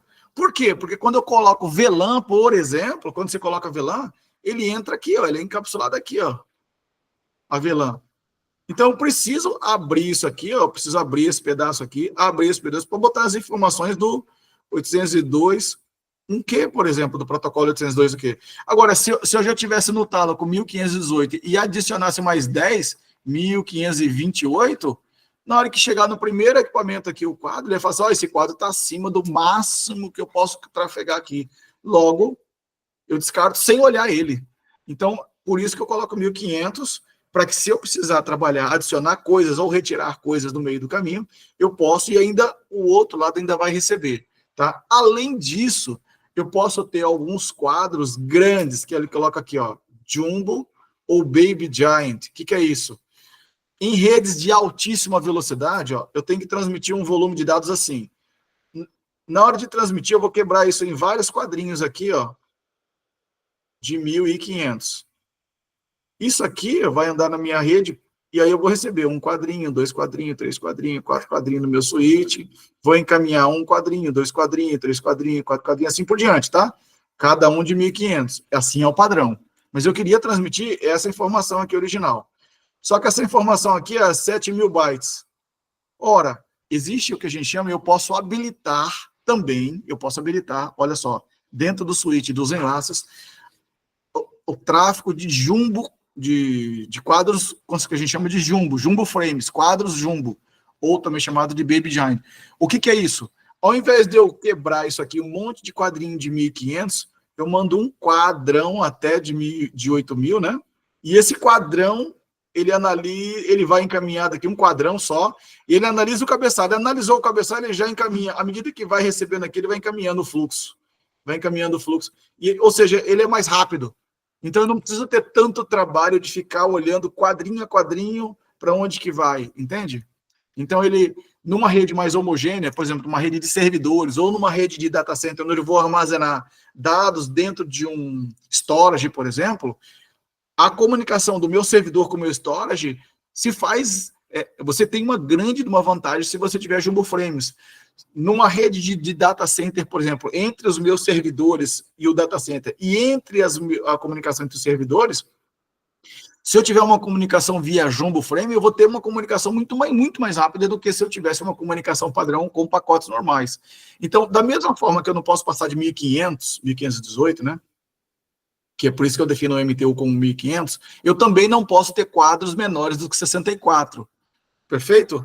Então, se eu receber um quadro de 32 bytes, eu imagino que esse quadro está errado, eu descarto o anterior direto. Por exemplo, quando vocês simplesmente chegam lá e fazem assim, ó, eu quero testar um computador com o outro, né? Aí eu vou lá e faço assim, ó, ping 10.1.1.10, ping, né? Esse cara é 1 e eu estou pingando esse cara aqui, ó. Olha, o que é o ping? O ping é só o seguinte, ó, você tá aí, eu não tenho nenhuma informação, não tem nada. Esse quadro não tem nenhum volume de dados, não tem nada. Uai, só que como o tamanho mínimo é 64, então o que o ICMP faz toda vez que transmite esse quadro aqui? Ele tem o cabeçalho, o Ethernet, tem o FCS. Nos dados aqui, ó, ele faz um enchimento. O que é enchimento? Ele bota lá a letra 1, 2, 3, 4, 5, A, B, C, D, S. Ele fica enchendo até que o quadro tenha pelo menos 64 bytes para poder ser transmitido. Perfeito? É o que a gente chama de stuffing. Esse método é o que a gente chama de, na literatura, é o que é chamado de stuffing. Stuffing é o processo de você poder encher, fazer um enchimento para ele caber dentro de um tamanho específico. Mas, de fato, aquela informação não é uma informação útil. Eu só estou colocando ali para caber dentro de um requisito específico, tá? Uma dúvida, pessoal? Tranquilo?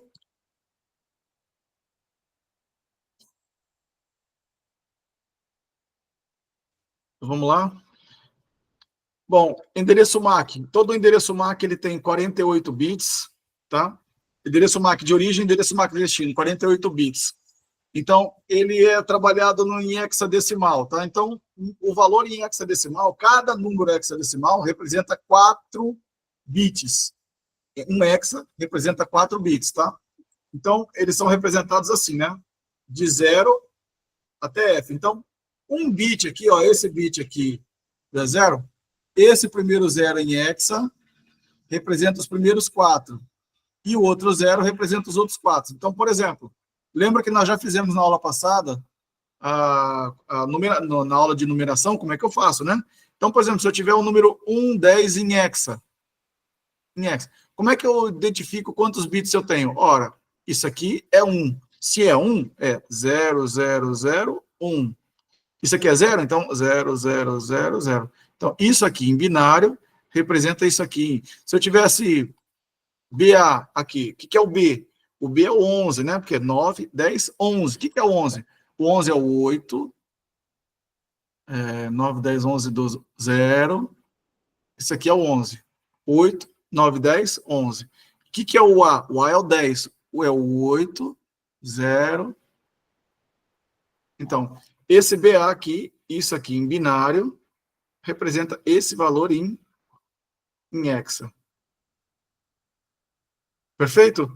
Então, é importante a gente lembrar que os valores vão de 0 a 0, que é isso aqui, até FF, que é isso aqui, ó, tudo F, ó, FF, FF. Beleza?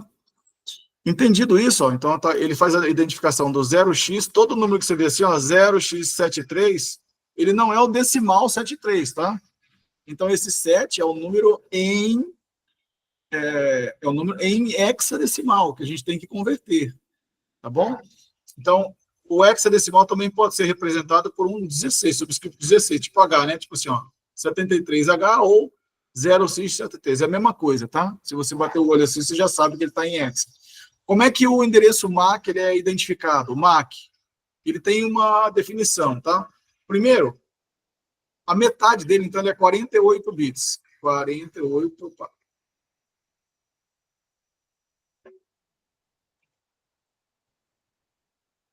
O MAC ele tem 48 bits, beleza. Metade dele, ó, 24 para cá, 24 para cá. 24 é OUI. O que é OUI? Esse pedaço aqui, ó. Essa OUI, ela é gravada pelo cara que fez aquela placa. Então, eu não posso escolher qualquer número, certo? Então, esse OUI aqui me identifica o fornecedor daquela placa de rede, o fornecedor daquele switch, porque o endereço MAC, ele é gravado numa placa, né? Aí eu tô com uma obra aqui em cima, cara, dureza, né? E a única coisa que diferencia dentro dessa UI dessa empresa é o número serial que eu tenho aqui, ó. É o serial que eu tenho aqui. Então, 00001, 0002, e assim sucessivamente, tá?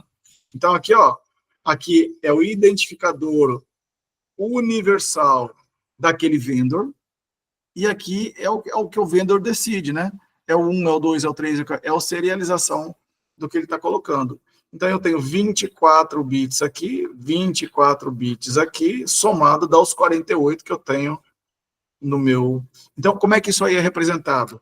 Então, 4 bits aqui é representado por um número em hexa, 4, 4, 4, 4. Então, na verdade, quando eu olho o MAC address, eu vou ver 8 números, né? Aliás, 12. Esse daqui, 2, 2, 2, agrupado, 2, 2, 2, agrupado. Então, por exemplo, vou mostrar aqui para vocês no meu computador. cmd, ipconfig, /. Então, por exemplo, se eu bati o olho aqui no meu computador, na minha interface, não importa, digamos assim, qual interface eu estou usando, né? Se você olhar aqui, meu MAC address é esse daqui, ó. Opa, tá vendo aqui? F8, E4, E3. Isso aqui identifica o vendor. E qual é o serial? 04277A. Tá vendo ali? De todas as placas, ó. Essa aqui é uma placa, a placa de rede sem fio, a placa Bluetooth aqui, ó. Tá? Uma outra placa ali, eu vou subir aqui. Aqui, ó. A placa da rede Ethernet aqui, ó. Placa da rede VirtualBox. A placa da rede LAN aqui, ó, que está desconectada. Eu não estou usando nenhum cabo aqui, não, mas o MAC address dele está aqui, ó. 9883, ó, Realtek, tá vendo? Diferente do outro. E assim vai. Ó, esse aqui é o VirtualBox, então ele já deu um MAC address diferente, tá vendo? Cada serviço, como da MAC virtual, ele também tem um endereço virtual de OI diferente, ó. 0A0027, 988389, e assim por diante. Esses aqui são os identificadores do vendor. E aí, qual que é o serial desse vendor nesse cara? É esse cara aqui. Então, meu é F5, F8, é 43. E a combinação disso tem que ser única, né? Lembrando que a combinação tem que ser única, ou seja, eu não posso ter... Opa, ficou o negócio aqui. A gravação.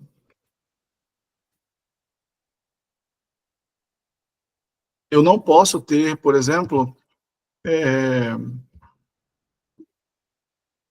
Opa, deixa eu ver aqui o que aconteceu.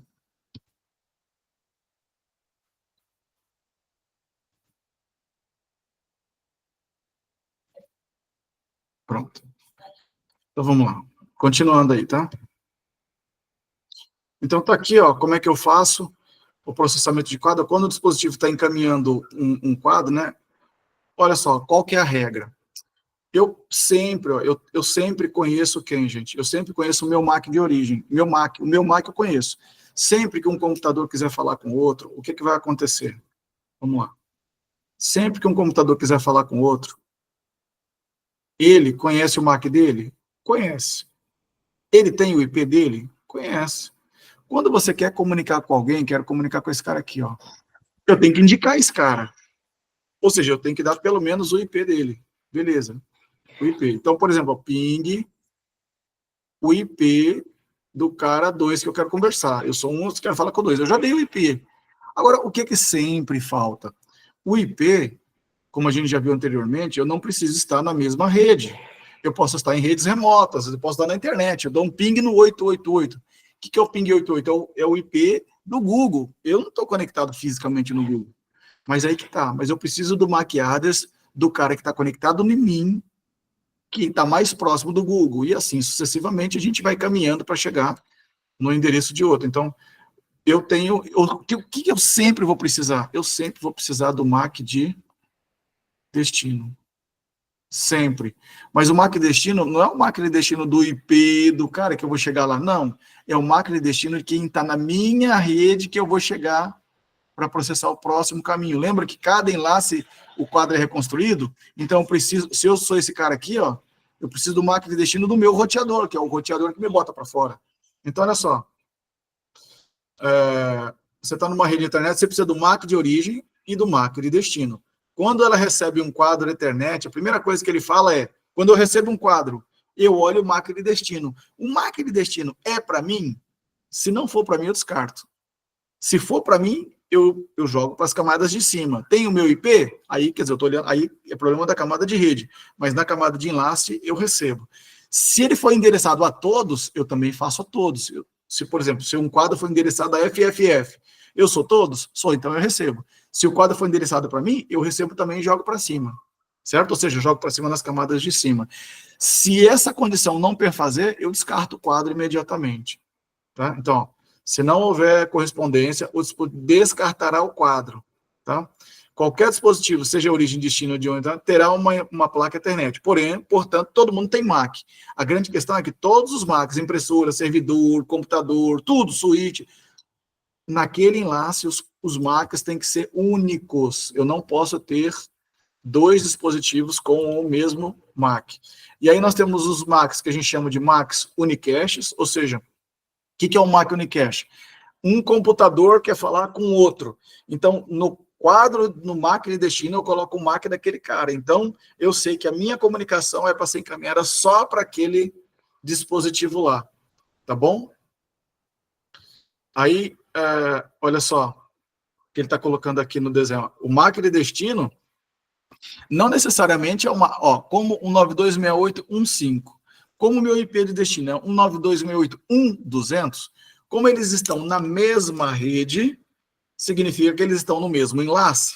Se eles estão no mesmo enlace, então eu tenho que pesquisar no meu enlace qual é o MAC do destino, qual é o MAC do 192.168.1.200. Eu vou perguntar, quem tem o MAC do 192.168.1.200? 192.168.1.200 fala assim, eu tenho o meu, toma aí. Aí ele preenche com o MAC, tá aqui, ó, preenche, e aí o quadro sai. Quando o quadro chega aqui no switch, aqui, ó, o quadro vai chegar, o switch vai falar, para quem que eu encaminho? O MAC de destino é esse. Esse aqui, ele manda só para essa porta do servidor aqui. Tá? O que é um endereço de broadcast? Endereço de broadcast é quando essa pergunta... Nossa, eu tô com uma... Desculpa, pessoal, mas eu tô com uma reforma aqui em cima. Para resolver fazer o... Vamos lá. Eu estou querendo dar um ping nesse cara aqui, mas eu não tenho MAC de destino. Eu vou perguntar. Vou soltar o que a gente chama de um ARP, que é o seguinte, eu tenho o IP 192.168.1.200, mas eu quero o MAC dele. Então, o ARP faz isso, ele faz essa pergunta. Só que ele vai perguntar para quem? Aí que está o problema. Esse que é o problema. Para quem que ele vai perguntar? Ele tem que perguntar, ele não sabe. Se eu não sei quem que tem esse MAC, eu vou perguntar para todos. Então, esse para todos sai um na camada de... Ó, ele vai preencher com isso daqui, ó. Tá certo? Eu vou perguntar aqui por esse IP. Aqui eu vou preencher esse IP aqui e vou falar, amigão, eu estou encaminhando para todo mundo. Então, quando esse quadro chegar no switch, o switch vai encaminhar para todo mundo. Esse cara fala assim, não sou eu, todo descarta. Esse cara fala assim, ah, sou eu. Então, aí ele responde com o MAC dele. E aí, com essa informação, ele substitui aqui com o MAC unicast desse cara, e aí que ele vai começar a transmitir. Então, o ARP faz esse trabalho de tradução de IP para achar os maqueados dos destinos que eu quero encontrar. E quando o destino está fora, por exemplo, eu tenho aqui um roteador, e aqui é a internet. Ora, está fora do meu enlace. É impossível, né? Está fora do meu enlace. Então, o que eu faço aqui? Nesse caso, eu tenho que achar o cara que está dentro do meu enlace, que está mais próximo, que é o do meu roteador. Então, está aqui, ó. Se eu tivesse pingando aqui o site 8888, que é o Google, DNS do Google, tá? Ora, eu vejo que esse cara aqui não está na minha rede. Se não está na minha rede, eu tenho que mandar para o meu roteador. Ah, o meu roteador pode ser... Eu tenho que achar o IP do meu roteador. Então, eu mando para todo mundo aqui, ó. E aí, eu mando, só que aqui no IP, aqui, eu tenho que mandar o IP do... Por isso que é importante você ter o gateway configurado. E aqui você vai colocar o IP do gateway, sei lá, 192.168.1.1, o gateway, né? Ele manda para lá, perguntou aqui, ok, respondeu, eu sei o MAC do gateway e mando. Aí esse cara vai mandar para cá, o roteador vai falar assim, é para mim? Na camada de enlace é. Mas na camada de IP é para mim? Não, é para o Google. Ah, então eu tenho que rotear, então eu não posso. Ou seja, ele vai encaminhar para frente. Mas a grande questão agora, nesse momento, é que vocês entendam que esse endereço aqui, ó, FFF, é o endereço que faz com que o switch encaminhe o quadro para todas as portas, tá?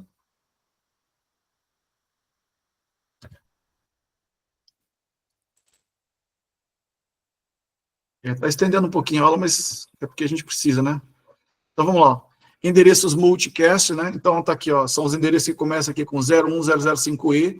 Então, são endereços que entregam para alguns, né? Então, tá aqui, ó, 0101005E, tá?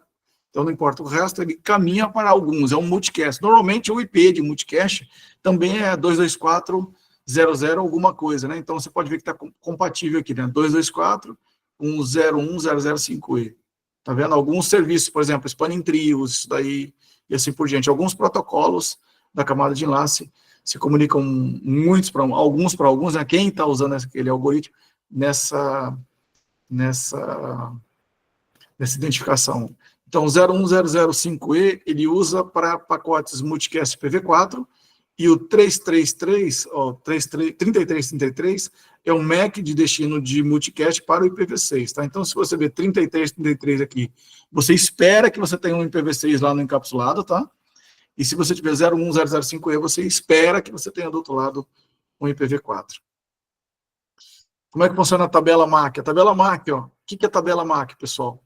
Tabela MAC é como o switch vai saber em qual porta ele tem que encaminhar qual quadro. Então, ele tem que ter uma tabelinha. Essa tabelinha é a tabela que ele vai aprender em qual porta do meu switch, em qual porta estão conectados os meus computadores. Então, o primeiro processo é, quando o computador liga, ele manda um pacote no quadro, no cabo. Isso aí vai chegar no switch. Chegando naquela porta do switch, o switch fala assim, você tem esse MAC, está nessa porta? Então eu vou jogar na minha tabelinha. Então é isso. Toda vez que um computador se comunica, o switch aprende aonde aquele MAC está, em qual porta ele está. Então o aprendizado é isso. Eu olho o MAC de origem e associo que porta que entrou aquele MAC de origem. Tá bom? Tá aqui, ó. Ele faz a associação do MAC de origem com a porta. Tá vendo ali? MAC de origem com a porta. Mas para encaminhar, eu uso o MAC de origem e a porta para atualizar a tabela de rota. Beleza. Mas para encaminhar um quadro, eu tenho que olhar o MAC de destino. Então eu pego aquele MAC de destino do quadro. Olhei ele assim. Olho na minha tabela, qual porta que eu encaminhar? Esse MAC de destino está na porta 10. Então eu pego esse quadro, mando só na porta 10. Não preciso mandar em todas as portas. A não ser que o MAC address for FFF. Ou seja, se um MAC for para ser encaminhado para todas as portas, aí eu nem olho a minha tabela, já mando direto. Mas para eu encaminhar, eu tenho que ter o MAC de destino, olho o MAC, identifico na minha tabela e encaminho para aquela porta em específico. Tá? Então, olha, ele vai olhar o MAC de destino, vai verificar se tem uma entrada lá na tabela CAN, que é a tabela MAC, né? E se tiver aquela entrada, o que ele faz? Ele encaminha naquela porta. Mas e se você encaminhou um MAC de destino, MAC unicast, e o switch não sabe, não tem na tabela dele qual é o destino? O que o switch faz? O que vocês acham que ele faz? É o que a gente chama de unicast desconhecido, né? Então, por exemplo, tem um computador aqui, ó. Ele manda para o switch, certo? B. Na minha tabela CAN, aqui, ó, na hora que esse cara mandou aqui, ó, vamos supor que o MAC address aqui é o A, e aqui é o B. Então, na hora que esse cara mandou o primeiro quadrinho aqui, ele já sabe que o A está na porta 1. Está na porta 1. Mas na hora que ele mandou, beleza. Mas esse cara que mandou o quadro, assim, ó, cujo MAC de destino é o BB. Aí, quando chegou aqui, ele falou assim, BB. Quando ele olhou a tabelinha aqui, ele não tinha o BB aqui, ó. Ele não sabe. Eu não sei. Então, o que o switch faz? Quando o switch recebe o que a gente chama de um unicast desconhecido, quando ele recebe isso aqui, ele olhou a tabela CAN e não achou nada, ele encaminha para todas as portas como se fosse um broadcast. Ou seja, ele não bloqueia. Tá? Isso aí é uma anomalia, tá? Isso é uma anomalia que a gente tem que conhecer. Tá?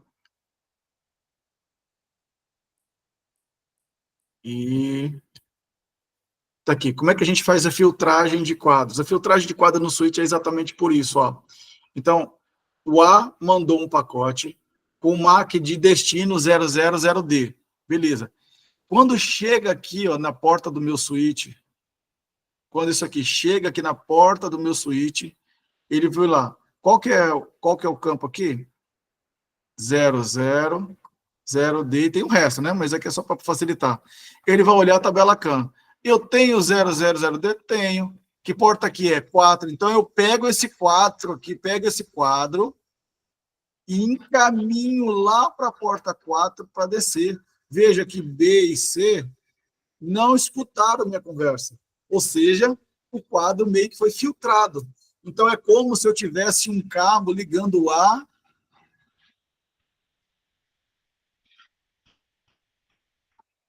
e D direto. É como se fosse aqui, ó. O B e o C não participam dessa conversa, tá vendo? O switch faz isso quando ele tem essa informação toda correta, tá? Ele faz essa filtragem de modo com que você não consiga enxergar os quadros dos outros elementos, tá? Então, velocidade de comutação. Então, para fechar aqui, eu acho que é o último elemento, né? Então, quais são os métodos de encaminhamento que a gente tem lá? Então, vamos lá. No meu switch, eu tenho 2 métodos, né? O que a gente chama assim, store and forward, que é esse aqui. Store and forward. Quer dizer, armazena o meu quadro e depois encaminha, tá? E eu tenho o que a gente chama de cut-through, que em inglês, né? Cut-through, né? Que é encaminhamento de direto, tá? De corte, tá? Qual que é a diferença entre eles, entre um e o outro? Então, a grosso modo, eu vou dizer o seguinte, olha só. Se eu tenho um switch que eu vou botar no meu data center, entre os meus servidores, num switch num data center grande, num storage, assim por diante, eu preciso que esse switch tenha a menor latência possível. Ou seja, menor latência. Como é que eu tenho a menor latência? A latência é o que a gente chama de a soma dos atrasos. Tá? Então, eu tenho atraso de codificação, atraso de serialização, atraso de propagação em cada enlace. A soma de todos os atrasos é o que a gente chama de latência. Como é que eu tenho menor latência no meu switch? Ora, é aquele switch que pega o quadro, armazena no buffer, verifica se está íntegro e depois encaminha, que é o storage forward, ou simplesmente um que recebe o quadro antes de receber o quadro completamente, já olha o MAC de destino, já consulta a tabela CAN e com o quadro ainda recebido aqui, já encaminha. E o fluxo que ele vai recebendo, ele já vai encaminhando. Ou seja, qual que entrega mais rápido? É o cut-through. Então, numa rede de data center, eu prefiro que o meu switch encaminhe mais rápido, não fica fazendo nenhuma verificação, encaminha logo. Mas qual que é o problema desse método? Se eu gerei um quadro e teve alguma interferência no meio, o switch não vai ficar analisando se o que ele está integrando está íntegro ou não.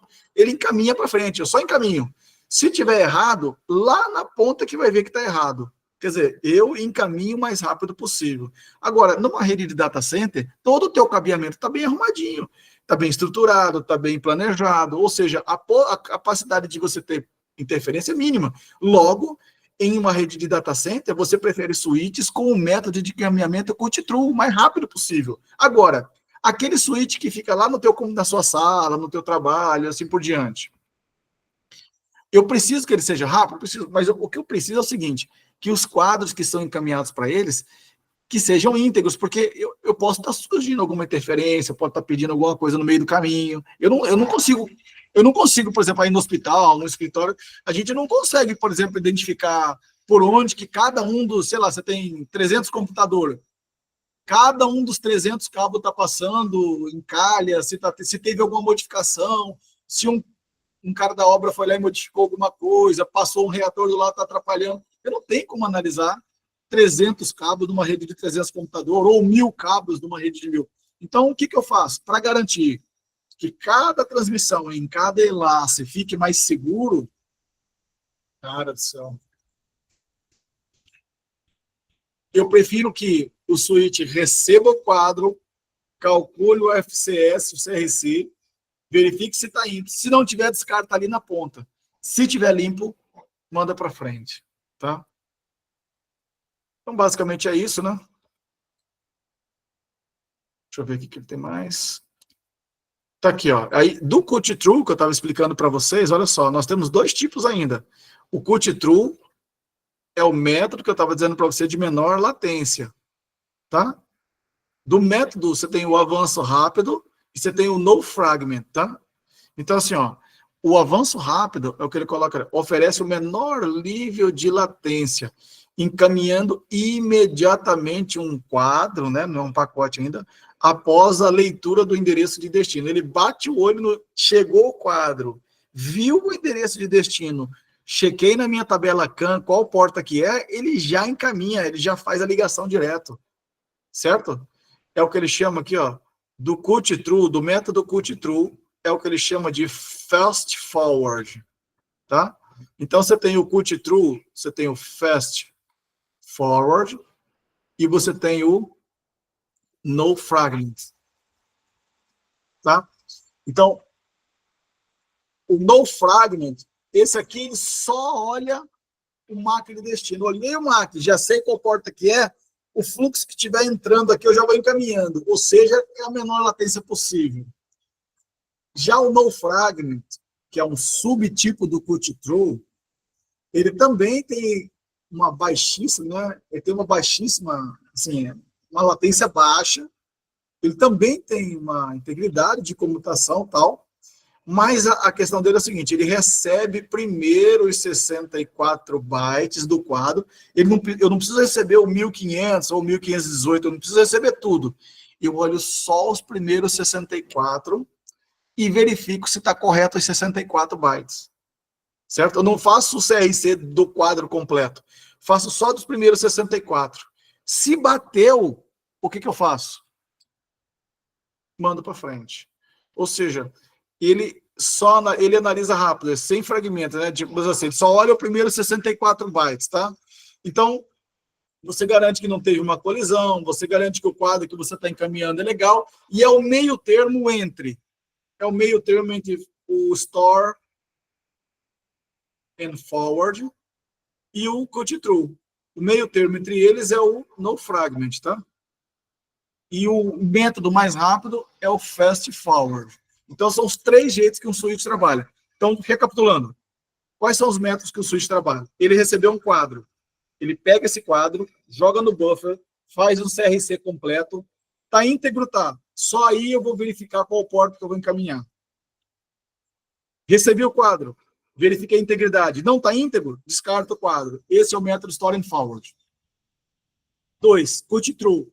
Recebi o quadro na minha porta. Olhei o MAC de destino, chequei a tabela CAN, já sei qual porta que é, já encaminho direto para a porta, já vai direto. Isso é o fast forward, é a menor latência. Segundo modo, não checo integridade, não quero nem saber de integridade. Terceiro modo, recebi um quadro na minha interface aqui, recebi os 64 primeiros, faça um CRC só desse pedacinho dos 64, não preciso fazer de tudo, olhei os 64, bati o MAC, bateu, tá ok? Tá íntegro, tá. Olha minha tabela CAM para ver para onde que eu vou encaminhar. E aí eu encaminho e o resto vai no fluxo junto. Ou seja, é o intermediário entre o store and forward e o fast forward.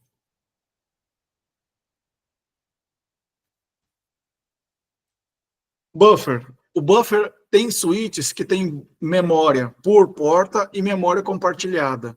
Qual que é o problema da memória por porta? O problema da memória por porta do buffer por porta, é que às vezes um buffer numa porta está lotada e eu tenho memória livre nas outras portas que não estão sendo usadas.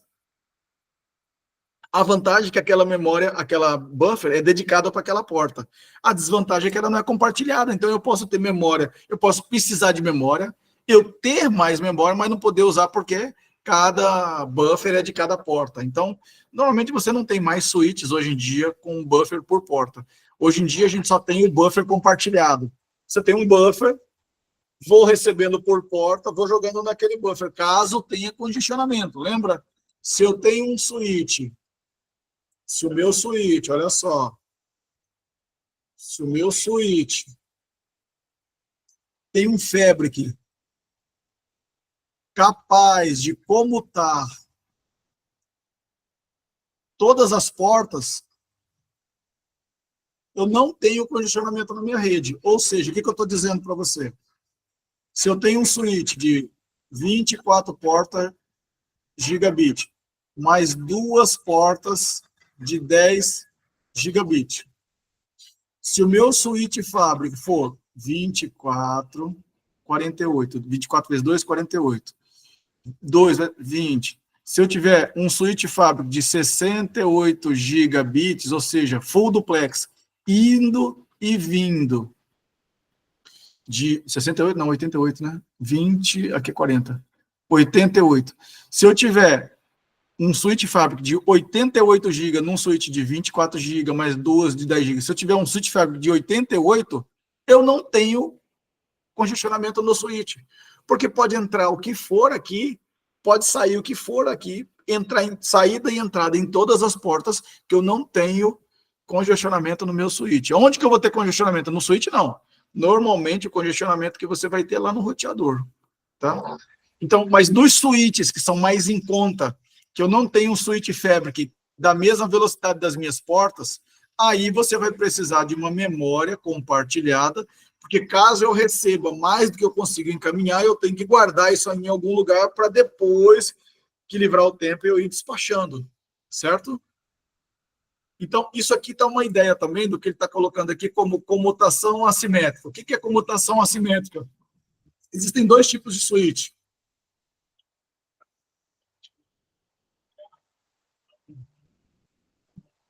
Eu posso ter um switch aqui de 24 portas gigabit, com duas portas de cada porta, né?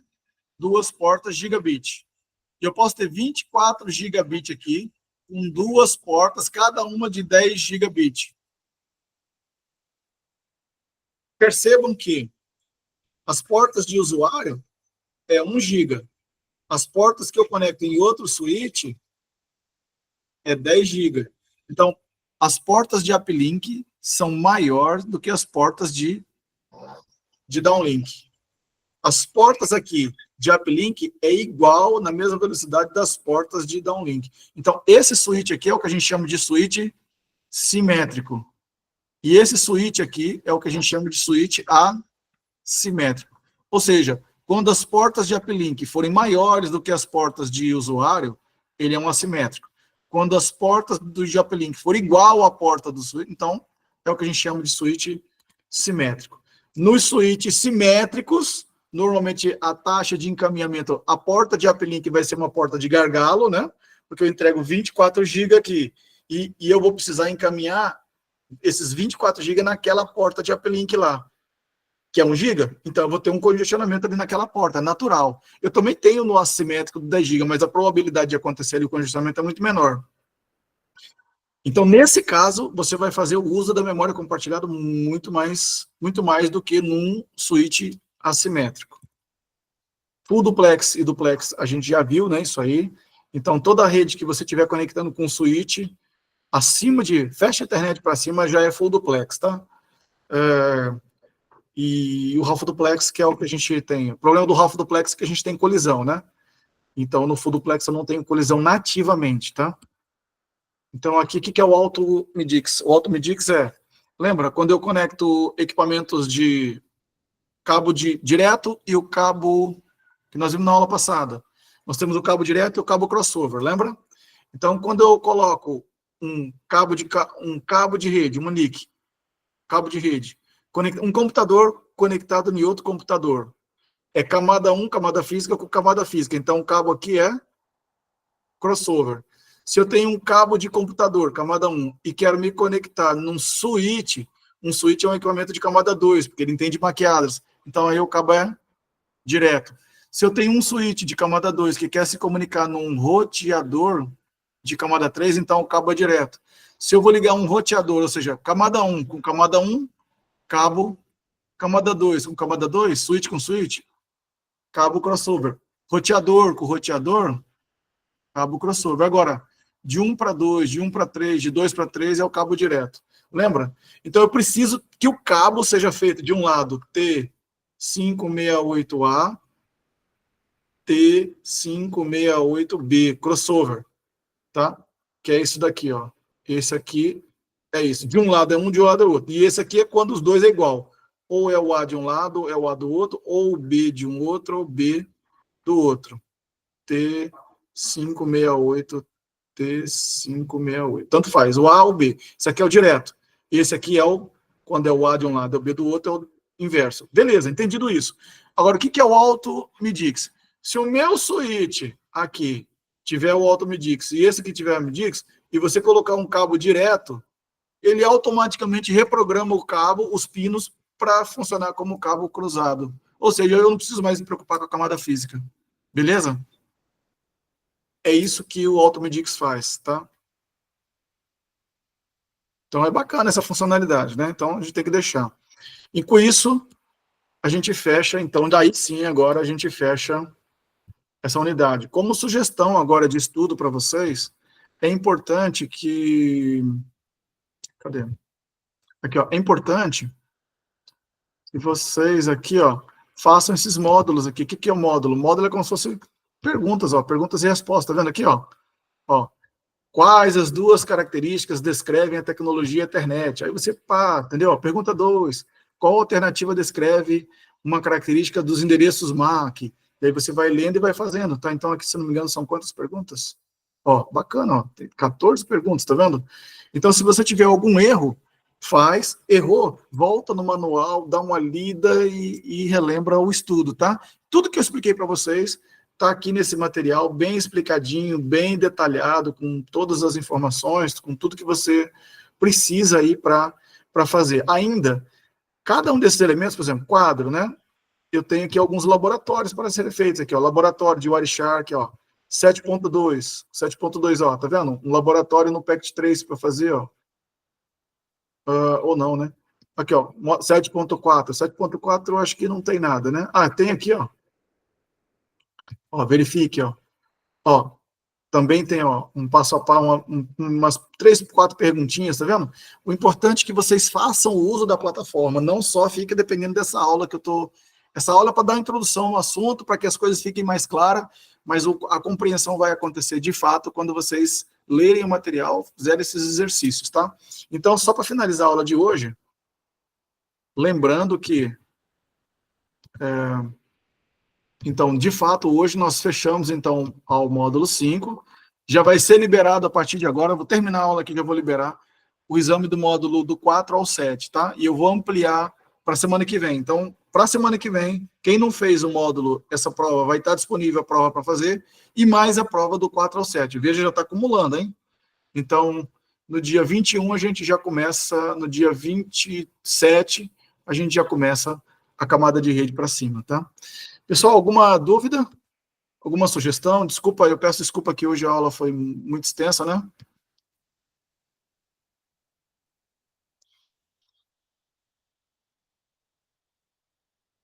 Eu posso ajudar? Vocês têm alguma dúvida, algum questionamento?